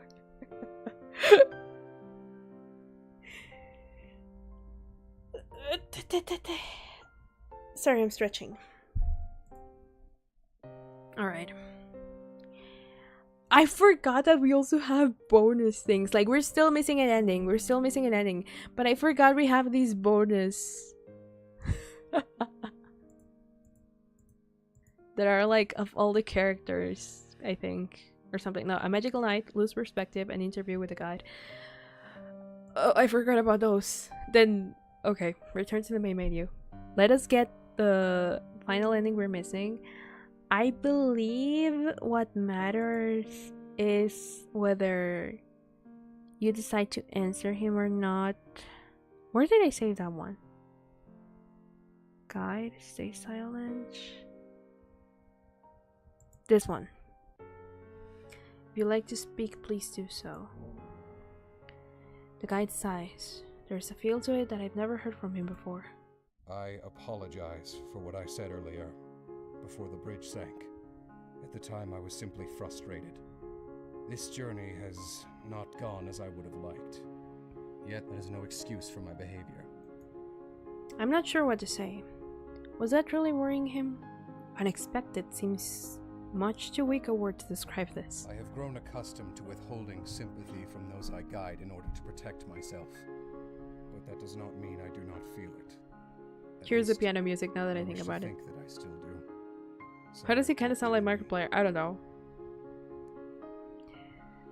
I do not feel it. At least I wish to think that I still do. Somewhere deep within me. To hear him speak this way is more meaningful than he might realize. It reflects my own mindset. I assumed that was the case. One cannot get angry if one does not feel something. True. When indifference is merely a mask, it can be hard to maintain. I understand that all too well. It seems you do. Alright, number 7, We have no that worries. much in common. I smile faintly. Your mask is far more secure than mine. I mean, I Yes, did have a would say breakdown in so. front of you, so you know. The exchange makes my smile grow. To truly connect with someone who I can relate to is nice. I didn't hope anyone felt the same sense of weakness I I did. acknowledge the consideration you have shown towards me thus far. However, if you feel yourself sympathizing with me, you would do best to ignore it. Even if my position in life is difficult, I do not regret it. Okay, that gives us more info into why he's like, no, you cannot, and all of that. I'm not the only one who noticed a connection beginning to form. He would not have felt a need to affirm a sense of separation between us otherwise. I cannot help but reflect on all that I've learned about the guide on this painful journey we shared. His determination needs, in even the most difficult circumstances, his hope to keep others safe, his vexation at failing to do so, his concern for me and my wishes, and even his hints of humor. It's far too late for me to feel nothing towards The him. most I could do now was hide behind that false mask of indifference. I cannot ignore your trouble so easily. I suppose this means I failed to follow your advice on finding a new perspective. He talks like an English teacher and expects you to write your emails. Do you really, like, do people really still use email for school anymore?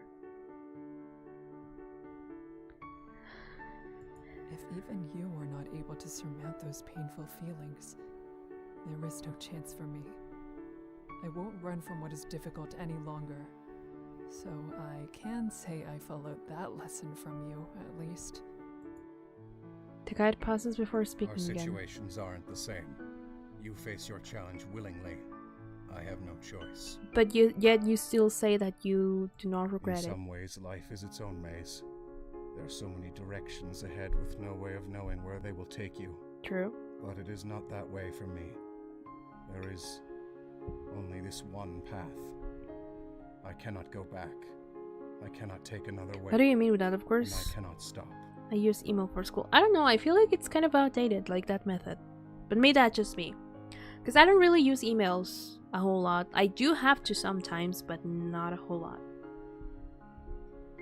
Because that is true, I will continue to walk forward on my solitary bridge until the day I die here on this lake. I wonder if those who pass find peace at the end after all. I hope they do, for my own sake. That's ominous. His voice remains strong, but does not hide the sadness and loneliness from me. It is a desperate justification for the way he spent his life to this point, and how he intends to use his remaining time. I don't need to be convinced. He should not need to tell himself such words either. You would make a very fine guard, and in your own way you are. My hope is that you're proud of all you've done these many years. You deserve to be. Thank you. His voice is soft, but I hear him flying through the silence.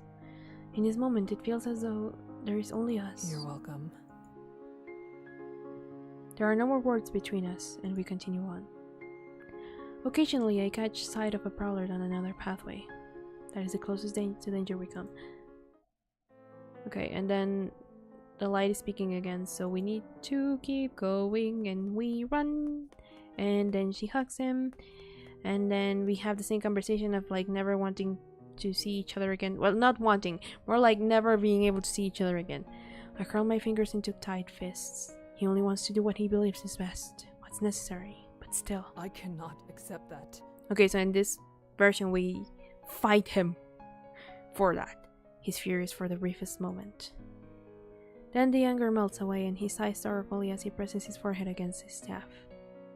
The guide's eyes sleep closed and he seems to be at a loss for what to do. That is unusual. I stand firm in place, though say nothing further, allowing him to gather his thoughts. After a few moments, he speaks without moving anything but his mouth. I am not one who is skilled with words. I have had endless difficulties convincing people to listen to me in many situations. However, you have seen for yourself what Sinlos is. Why won't you leave? What do I have to do to make you understand that there is nothing you can gain from returning? Like, I don't want to There's so return to much you can Sinlos, I lose. just want to keep in touch with you, my guy. That is all I am asking. His voice is steady and level, yet I sense desperation driving There it. is something. You're here. I've come to know you during this journey, and I cannot simply leave you behind. Enough has been lost already. His eyes flick open, settling on my face. His expression is unreadable. Suddenly the guide stands upright. He turns his back to me. Hello? OBS, what the heck? OBS, what the heck? OBS, what the heck? It didn't even lost frames, it just lost connection. Like, I'm looking at the lost frames and it's at 0%. It's just that the connection, it just completely like went away. We back. Yata! Okay, yeah, I don't know what happened because it's not even like we lost frames, it's just that the connection went completely like, you know, like it was like it had like an X on it and it was completely gray and there was no frames lost, it was just completely dead. I don't know what happened there. Anyway, I step in front of Regis warily. Where did such incredible recklessness come from? I can't fathom what he's possibly thinking. I squint my eyes, trying to see into the fog. This is madness, but if it was a certain death, he would not have done it. I choose to believe in his abilities and hastily run onto the bridges after the guide. I come too far for me to let go this way. He doesn't venture very far into the maze. He has already stopped and moved to face me as I rush up towards The sun him. has almost risen. The bridges will sink any Is he moment. really going return to the shore. do that? I was gonna say trauma dump me, but no, that's not trauma dumping. That's more like trauma inducing.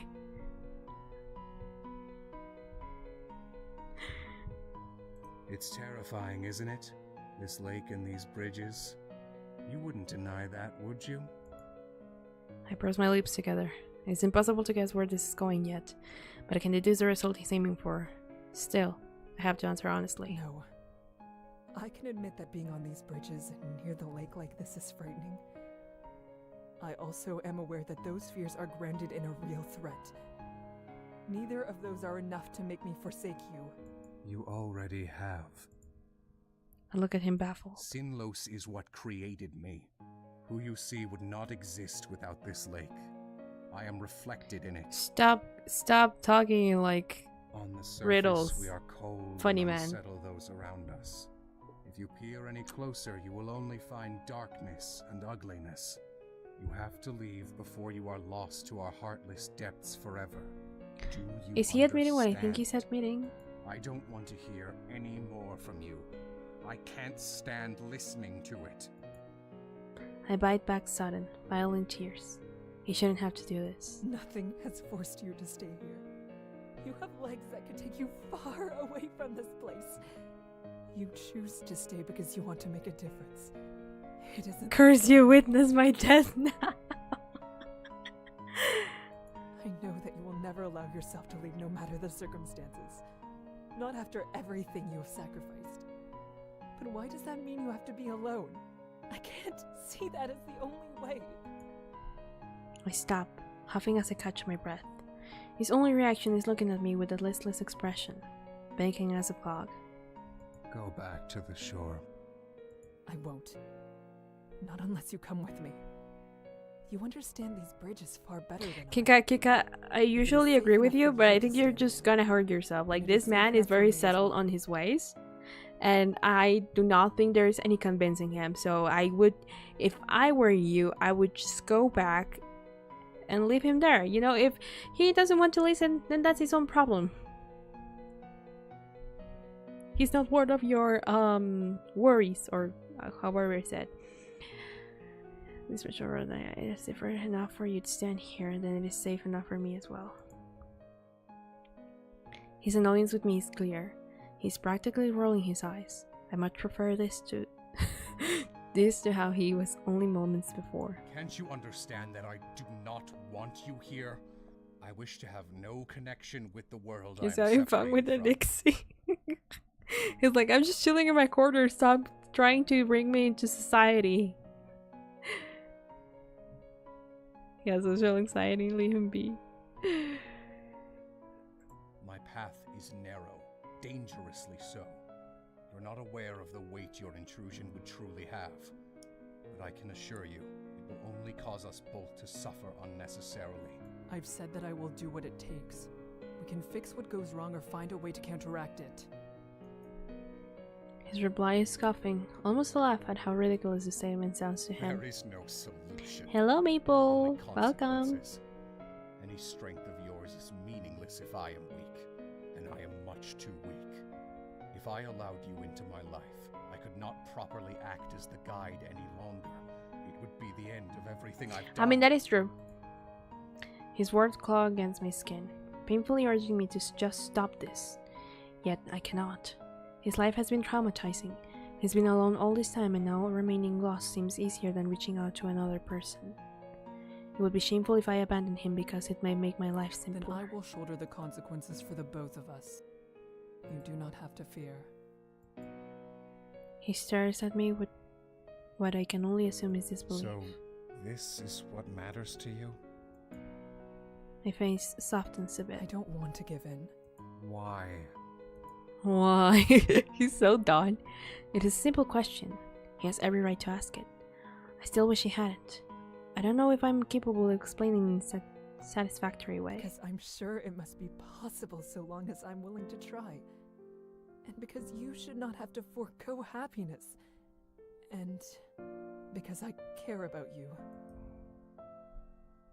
As much as I wish not to, I have to look away when I make my declaration. I understand that Sinlos has done much to shape you into the man you are today. What I cannot believe is that it is everything. In the same way you have a name all your own that you keep hidden, I know you are more than the guide. Tentatively, I look up at his face. He is far closer to me now. There's concern written over his features, or possibly even pain. I see nothing more. I'm not able to. He looks down at the bridge that leads further into the lake. With frustration rising to the surface again, he mutters something to himself. Even with the sun's light continuing to pour over the bridges, I remain standing in front of him with no intention of leaving. He seems to be grappling with what that means. This man, with a secret name, turns to face me once more. He appears deeply worn with exhaustion, but he's smiling at me. I can't see why you would make such a choice, but I accept it. I don't have another option. You do. You can traumatize me or just we both die. It's kind of, you know, it's still a choice. Cautiously, he reaches his free hand towards me.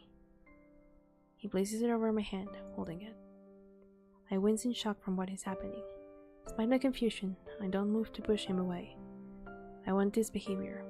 I want him to realize it's okay to reach out to me. Please don't stick. Yeah, I am very... I know Kika is okay with this. I am very uncomfortable. Please. take one step back. My personal space, please. Seeing that I haven't rejected his touch, he tucks me in a little closer to him. I am glad you shared your uncensored thoughts with me. You are admirable. More like in many she's very ways. stubborn, but I admire that about her as well. He's not her. Actually, it's the other way around, Maple. Kika would not leave him alone, and I'm like, please just stop. He's telling you to go away. Stop. I try not to look as bewildered as I feel.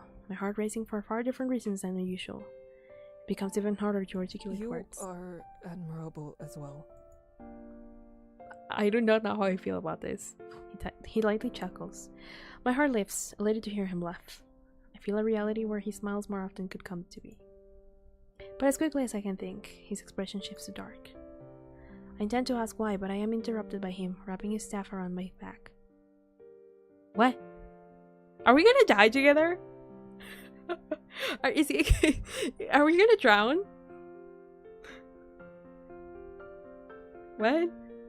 New endings all the way. Leo wants to end this today. I'm trying to trick her into talking so we get another stream. And we can watch her play this again. Who knows? It's been 6 years since this game came out. Stream catch up. We had some full talk with Melissa Rob, but Melee, that would really kind of. I don't know why we're romancing him. Oh, trust me, we romanced Margaret last time. It was great.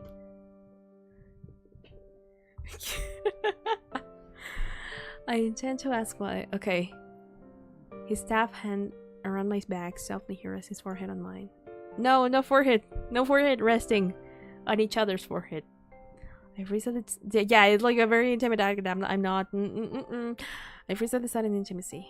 I suppose it is only fair, considering what I did previously. Yeah, you dumbass. Slowly but surely, I find myself relaxing into his embrace. My eyes close with his. I'm tired. This has been a long journey. What stream was the Melee romancing? Last one.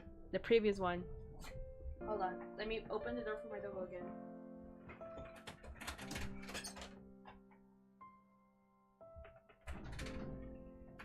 He is a very indecisive little creature, just like me. Yeah, the Melee romancing was last stream. Who's your favorite Melee? We can rest. Okay. Yes, we can. But for eternity. Yep. Suddenly the world is tilting forwards. I snap my eyes open. The guy is filing backwards towards the edge. He smiles, keeping his firm embrace of my torso. Yep. I freaking knew it. I freaking knew it. I was like...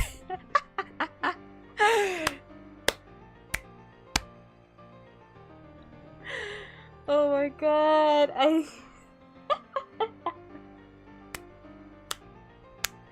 We're gonna drown. I snap my eyes open. The guy is falling backwards towards the edge. He smiles, keeping his firm embrace of my torso.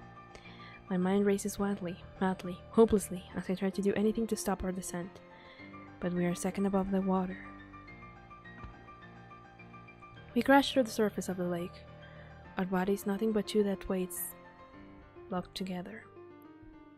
I try desperately to at least get a breath, but we plummet down faster than they can handle, leaving me choking on thick water. It presses in from every possible side, weakening me as we sink down, down. It grows darker as we descend further into the lake.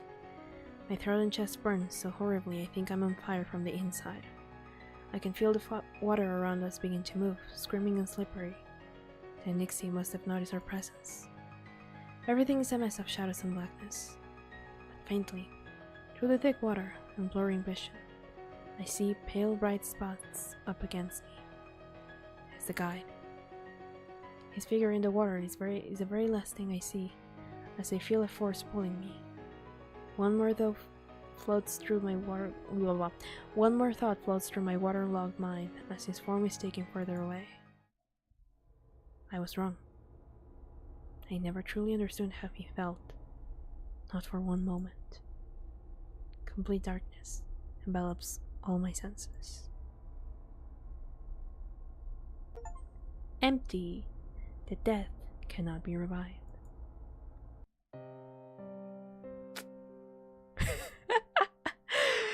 Oh my goodness. I had to start school tomorrow, so I can't watch these streams in real after this one. No worries. I used to have another stream schedule, but I don't know if I can go back to that one anymore. This one is far more convenient to me, but we'll see. Maybe I'll try to have at least one day a week when I stream, where I stream in the evening, so we can like... No! So the people who cannot be here like during the... Well, it's noon my time. I know other places it's like evening, night. But we'll see. We'll see. Or maybe whenever I am able to stream more days is when we can try to have like OBS.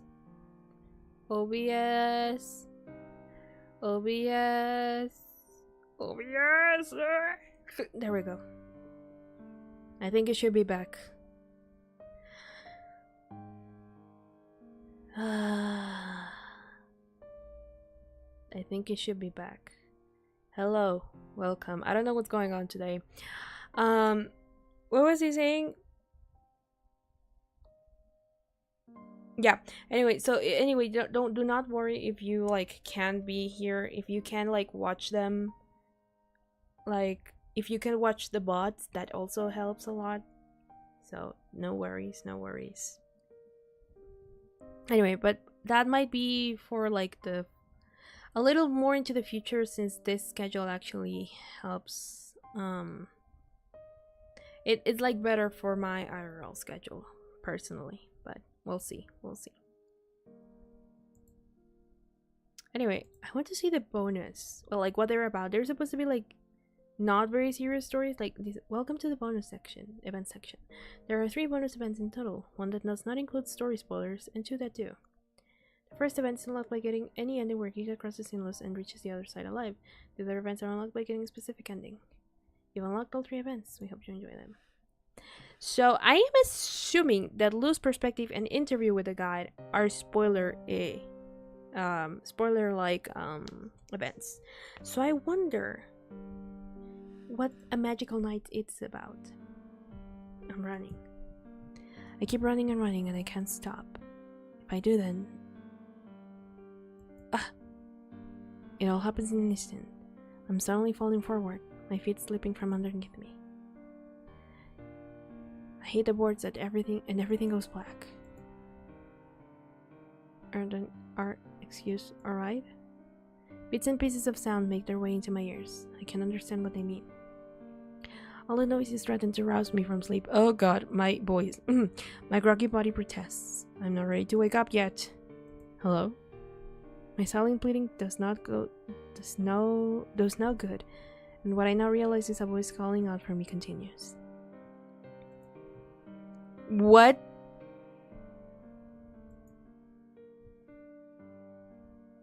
Huh.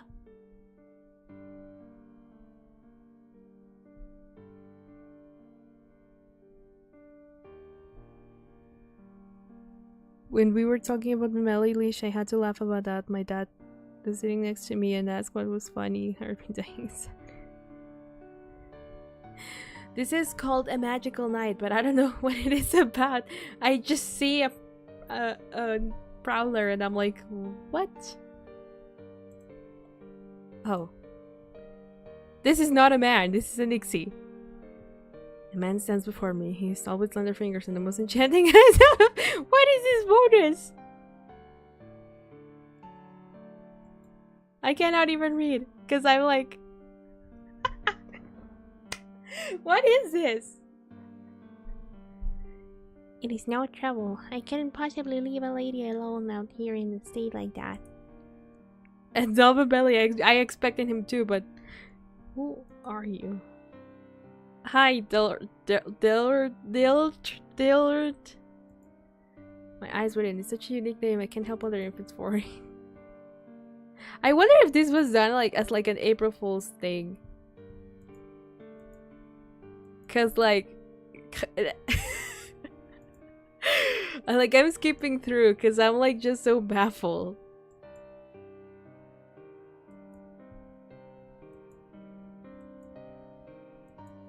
So she does not remember anything. Oh my god. Can we go back to the main menu? I'm not liking this. I rather the whiplash that I just got after getting killed by the guide.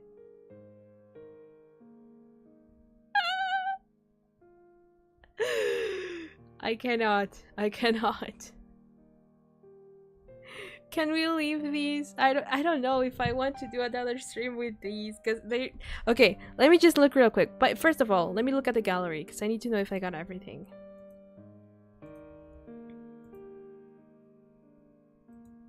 Wait, we're missing one. We're missing this one. Is this with Memele? Because these two are Margaret's. And then there's the happy Margaret ending, the guide, Olu. This is one with Memele. How many are there per person? Like 1, 2, 3. Am I missing one with Memele? 1, 2. Am I missing an interaction with Memele? We might need to do another stream just for this. Oh my god. Okay, let me just see. If we do another stream, it might be a short one. But okay, I'm back in the gallery. That's not where I wanted to go. I want to see in the bonus if one of them is actually like if the other two are serious or not, because I cannot with the Prowler event. Lose perspective. Which ones you no longer intend to play the main story content? Would you like to continue? Yes.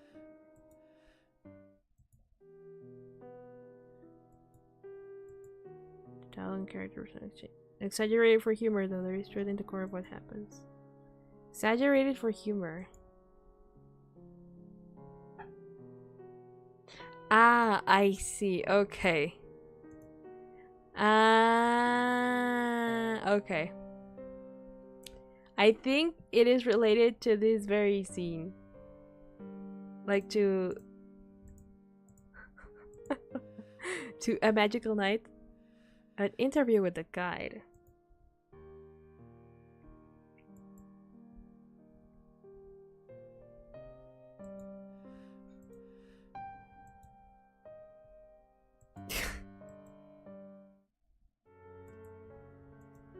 Okay, yeah, so these are all supposed to be like funny-ish.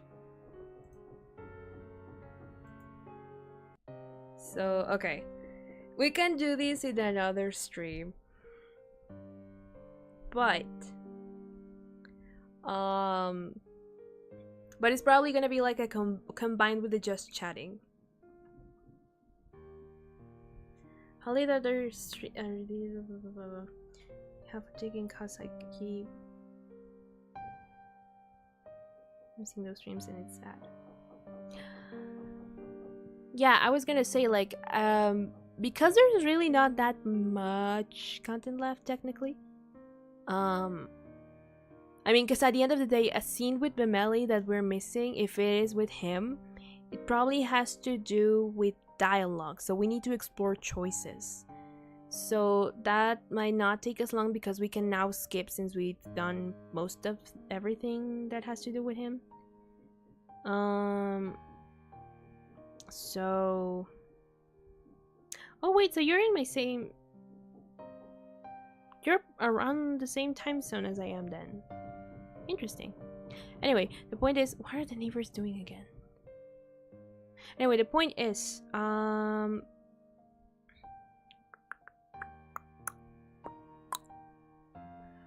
that next stream it would probably be combined with the just chatting, but I'm not quite sure just yet because I still need to like investigate like exactly which choices from the Melly's route do I need to pick for that. All in all, I think we can consider this as our final route, like as our final stream of the game itself. And I can just do like a just chatting where I show you like the things that we were missing, maybe. Because the bonus content is just silly funny stuff. So I like that they depict obviously like actual information from the games, but you know. We'll see. But for now, we can take this as the ending. I will bring you the last CG in another stream. Probably, you know, just like show you like, hey, this is the interaction we missed. Here it is, and here's the CG. And that's that. But yeah. So, for now, guys, I'm gonna have to end it for today. Because we finished the game in a way. At least we got all the Steam achievements, apparently. How are the Spotify songs doing? They're doing okay. The Japanese version of Small Mountain Rabbit is doing swimmingly, which I am very surprised by. And let us switch to the room for this, because people are gonna think that I'm still playing probably, and I'm not. Room. Let me close the game. So they're doing pretty good, and I actually have now like 300 and something monthly listeners apparently, and I am very grateful and also very surprised by that. Like it just skyrocketed after that, so thank you very much, everyone. I think that one is already over 1,000 listens or something like that. I would add to my PHSK list. The problem with Vocaloid songs is that in order for me to upload it to Spotify, I would have to make the instrumental myself. And that is a little tricky. And at least for me, it's a little bit complicated because I need like music sheets and it takes time and all of that. But I am looking into at least making one. I know that there are some Canaria songs in Project Sekai, so maybe that could be an option.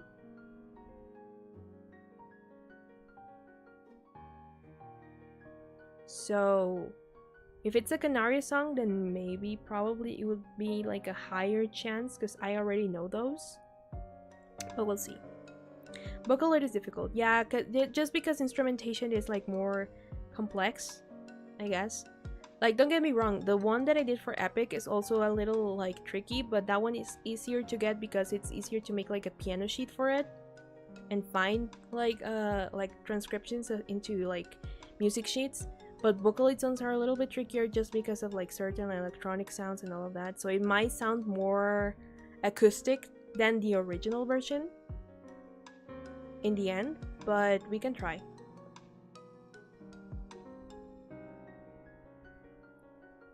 Wonderland X Showtime? Oh my dear, do I have the thing for you? I just need to finish that one video.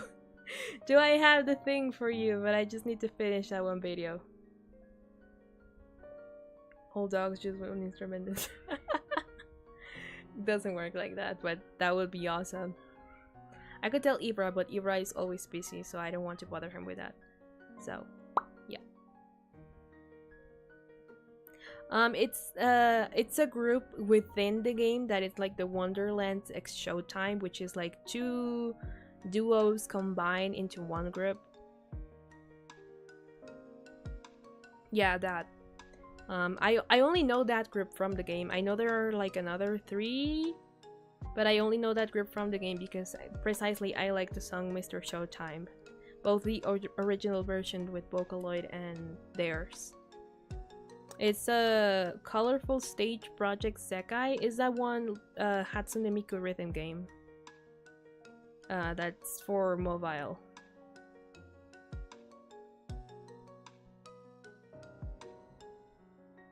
No, that's not. That one is not a Canaria song. That one is. Who's Mr. Showtime by? Is it by the one that made the Bad and Night series?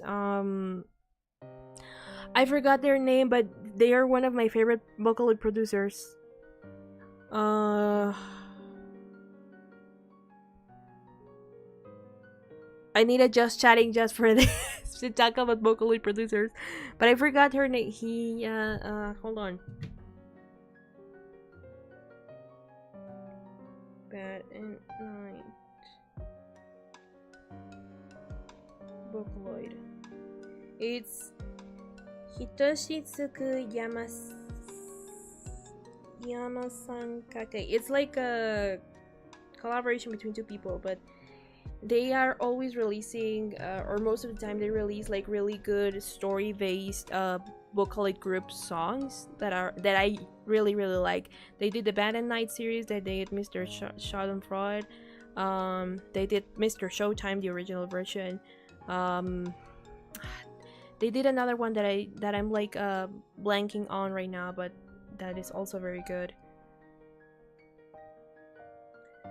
I don't know, guys. I only know a few. I love the like of music is trying to break out through the room, right? It's because of the desktop audio. I forgot about that. Hold on, there it is.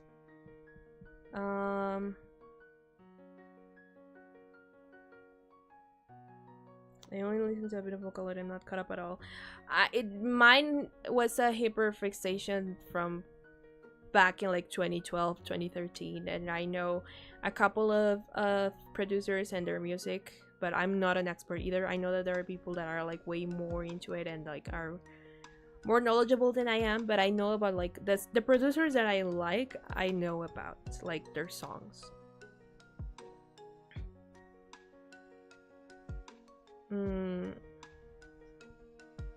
But they did, which ones they did? They do the more recent one is one called Your Misery from 5 months ago. There's Mystic Parade, Mr. Showtime. These are in Japanese and I can't read them, but Mr. Schadenfreude, Cafe Twilight, the Dragon Party song. They have a lot of group songs, and also Alice in New York is also a very good one. I really like it. And there's another one that they're like, The Blessed Messiah and the Tower of, yeah, that one is also very good. Schadenfreude, I know. Well, that one made Mr. Showtime. So if you go to the YouTube channel of that producer, you'll find Mr. Showtime. I think it was released after Schadenfreude. So Kiko and Wonderful Opportunity. I need to look into those. I can get it, but not on the PC because it's not for the PC. I would only be able to get it on my phone, and I can't stream from my phone, like the screen of my phone, or at least I don't know how to. So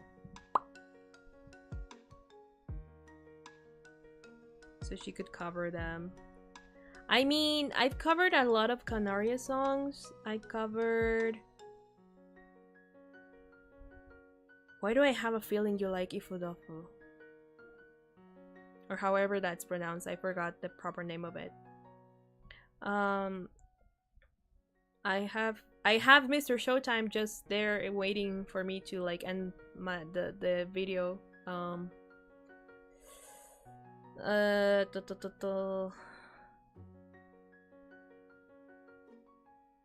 They are the bane of my existence.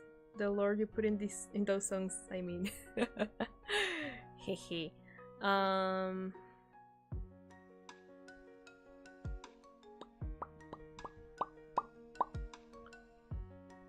blanking on producers right now, but I'm pretty sure they also have some from, what's his name? I'm blanking on names. I don't know why.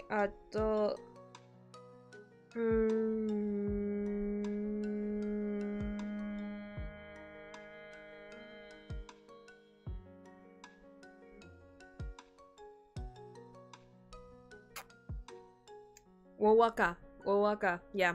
All Wowaka songs are very great. Which is perfect? What is perfect? I don't know what we're talking about. Kiko made... Ah, yeah, Aishite. I think I've rarely heard any songs from Kiko because they're usually very depressing. But I like Aishite. I like Deko's songs as well. I've covered a couple, I think. Oh, you're right! I could do hand cam! You're absolutely right. It would probably reflect, but...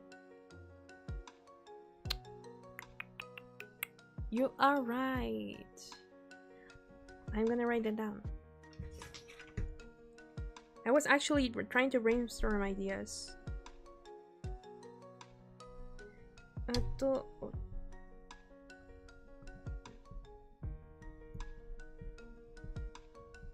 You're right, I could do that. I wrote that very wrong, but anyway. The Useless Only Child song. I don't think I know that one.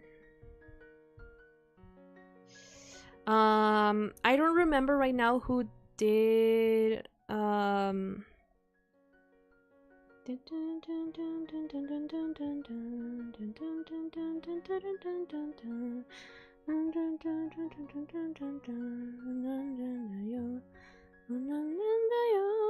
forget the name of the song. Why am I forgetting everything?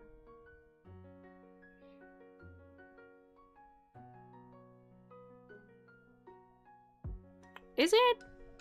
I thought, like, I'm more of like the old songs, like Romeo and Cinderella, which yikes. I like Cendrillon. I don't know, I've never known how it's pronounced, but it's like Cendrillon, something like that, which is basically like a Cinderella song. Connect the World. It's called Connect the World? No. Tell Your World. The Princess song, World Is Mine. That one as well. The Disappearance of Hatsune Miku. The Lost One's Weeping. Yeah, by Neru. That one. Yeah, Neru's songs I also like a lot.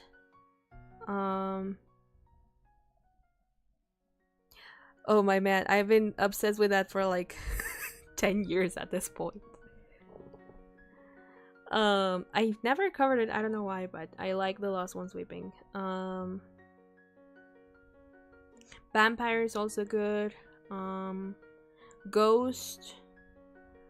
Those are not oldies, but It's a Wonderful Cat Life. I like Goddish. Oh, I like I actually like what the songs that I think it's Pichan, the producer.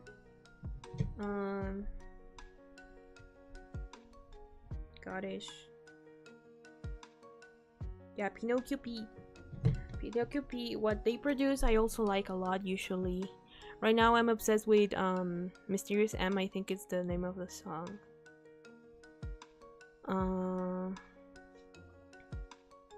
Nyan Cat. I think so, because of the boys.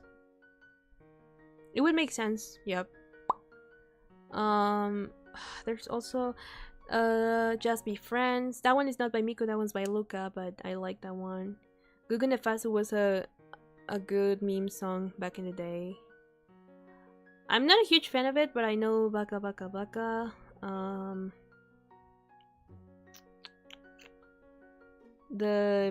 The undersea, what was the name of the song?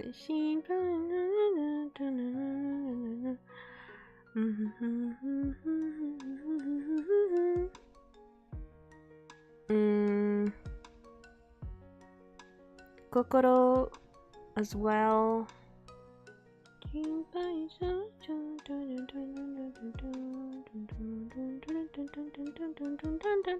There is the whole Alice in Wonderland saga.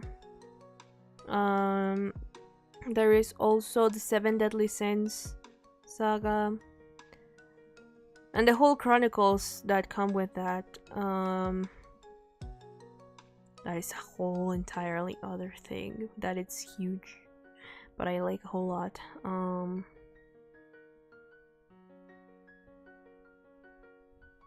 Oh yeah, I wonder, did they cover It's a Wonderful Cat Life? Huh, I didn't know that.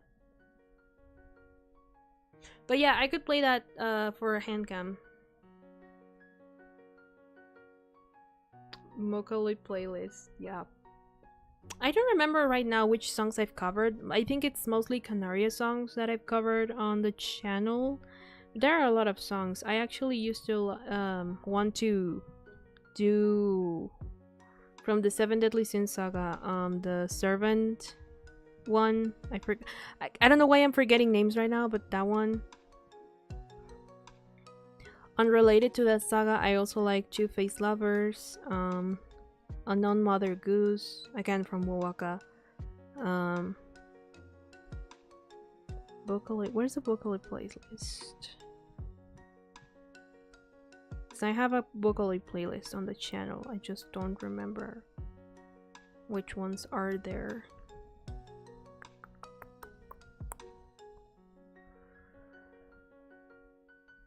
I also like Akatsuki Arrival. Oh, here it is. I covered my R. I think that was my first one. Then King by Canaria, then Ghost Rule, then Irony, then The Vampire, which I'm not particularly fond of that cover. I need to redo it. I also did Floss, which that one is one of my favorites. After that, I think it's been pure Canaria, except for Until I Throw Away My Dreams and Become an Adult. Loading Memories, which was for my anniversary last year. Ikanaide from by Sota.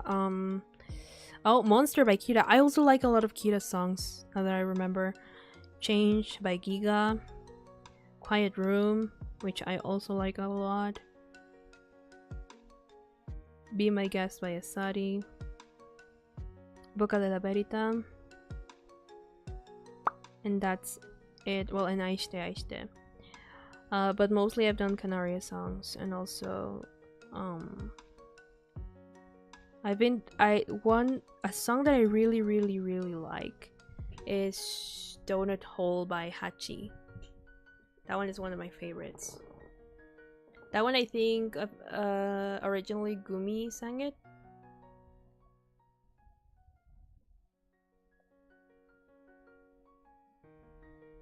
The cover is so cute, and so is the 2D and B. I will look into it because I didn't know they actually did that one. My favorite genre of music? I actually don't know. I usually just say that it's like musical show tunes because that's what I listen to most of the time. But I don't know if I have a favorite genre. I used to say it was like indie pop, but then again that's hard to like classify. Usually my Spotify tells me that my main genre is like otacore, which is basically anime and Japanese music. I don't know actually.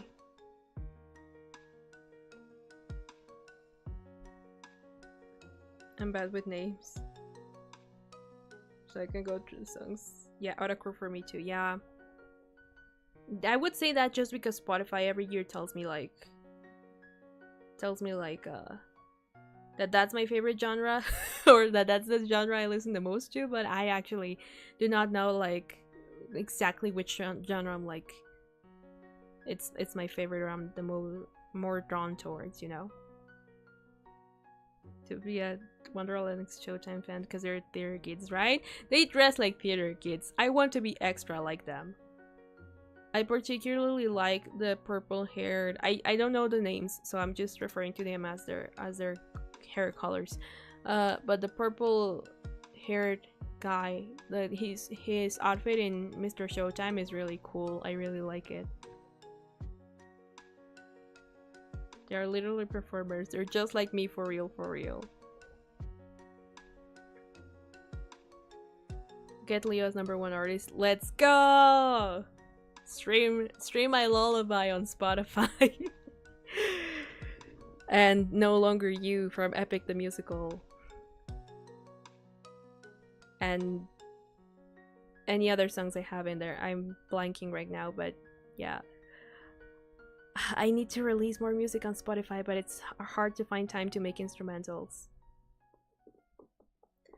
The leader is Tsukasa. Mr. Showtime was his song.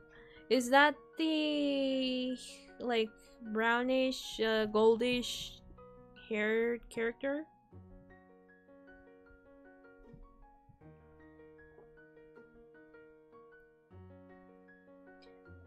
Emu has pink hair. Okay. Oh, okay. That cover is a year old at this point, and I have not finished the video. I really need to get to that. Man. Actually, let me open my Explorer folder. I even forgot already what the concept I had for that was.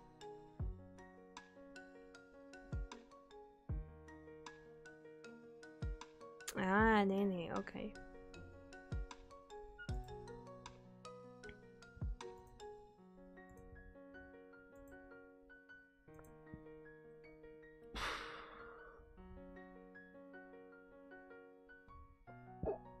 Sorry, I got the hiccups.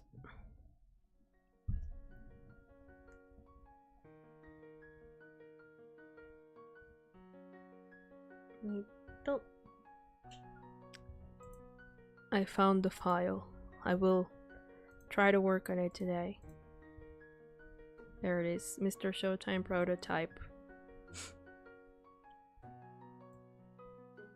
Or maybe I'll just restart from scratch. I don't know. It's been a while. Haven't touched this project in a very long time. Israel, and he's the director who makes the scripts. Oh, he does seem like the type to do that. He does seem like the type to do that.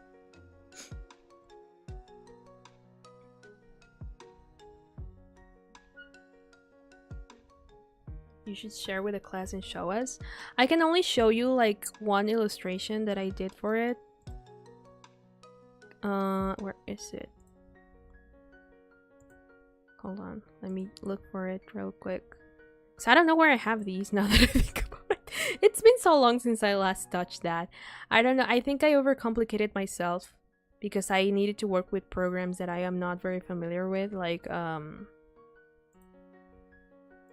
After Effects. Like, I know some basics of it, but there were things that I did not know how to properly handle and then export and all of that, and so I need to find the time to do that. But then again, a year already went by, so it probably wouldn't be wise to keep delaying it. Just like Guns and Ships from Hamilton. It's just there, waiting for me to one day pick it back up. I think it was this one. Hold on, let me just... Mr. Oh, here's the folder, Mr. Showtime Finish Illustrations. Because I did a bunch. I don't know when did I do this? I think it was right after Idol that I started working on this, and then I had the illustrations, I had the cover, and then I just did not do the video for some reason. Actually, I think the song is up on my Patreon.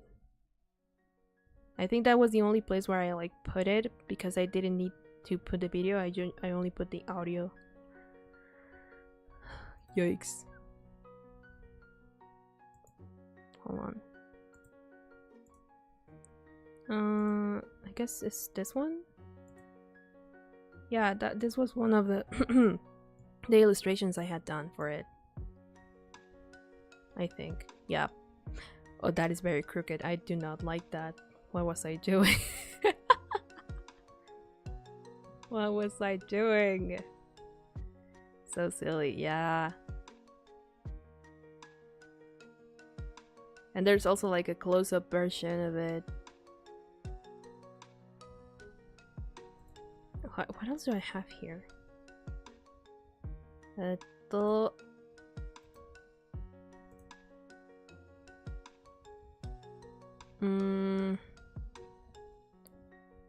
have a... What is this? Rhomboid. I think this one? Oh yeah, those sections. Where they spin and all of that. That's what I wanted to do. And that's what overcomplicated my progress in the end. So I didn't know how to do that. Oh, that has a hole over there. Never mind. But those are like a couple of the things that I had done for it. They're old. They're very old.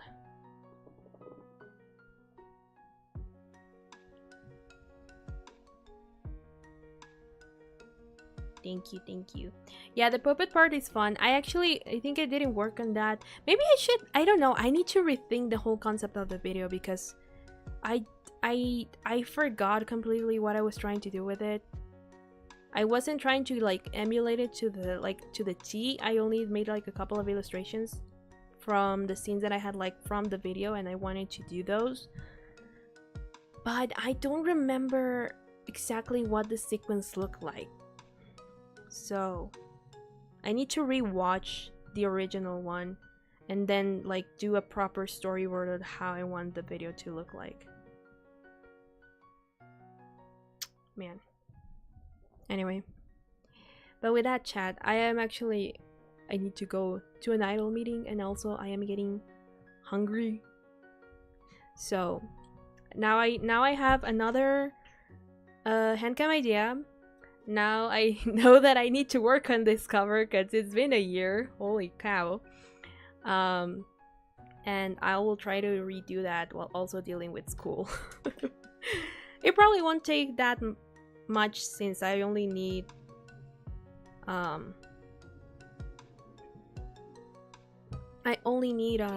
rethink the video. So yeah.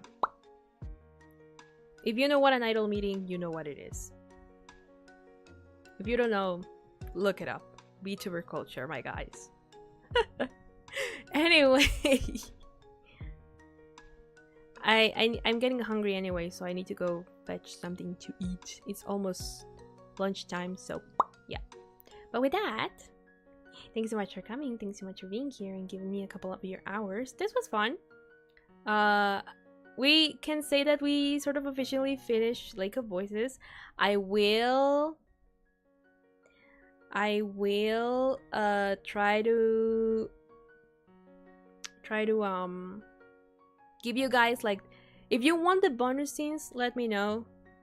But the last CG I will definitely show you, at least in a just chatting. But if you want me to like actually go through the bonus scenes, let me know. And with that, I will see you tomorrow with Slay the Princess.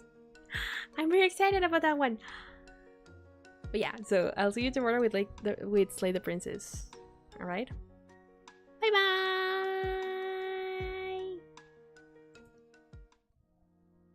Transition time. Of course we want them. There is a chance of Pamela being there. All right. I'll schedule something then. Bye bye, guys. Bye.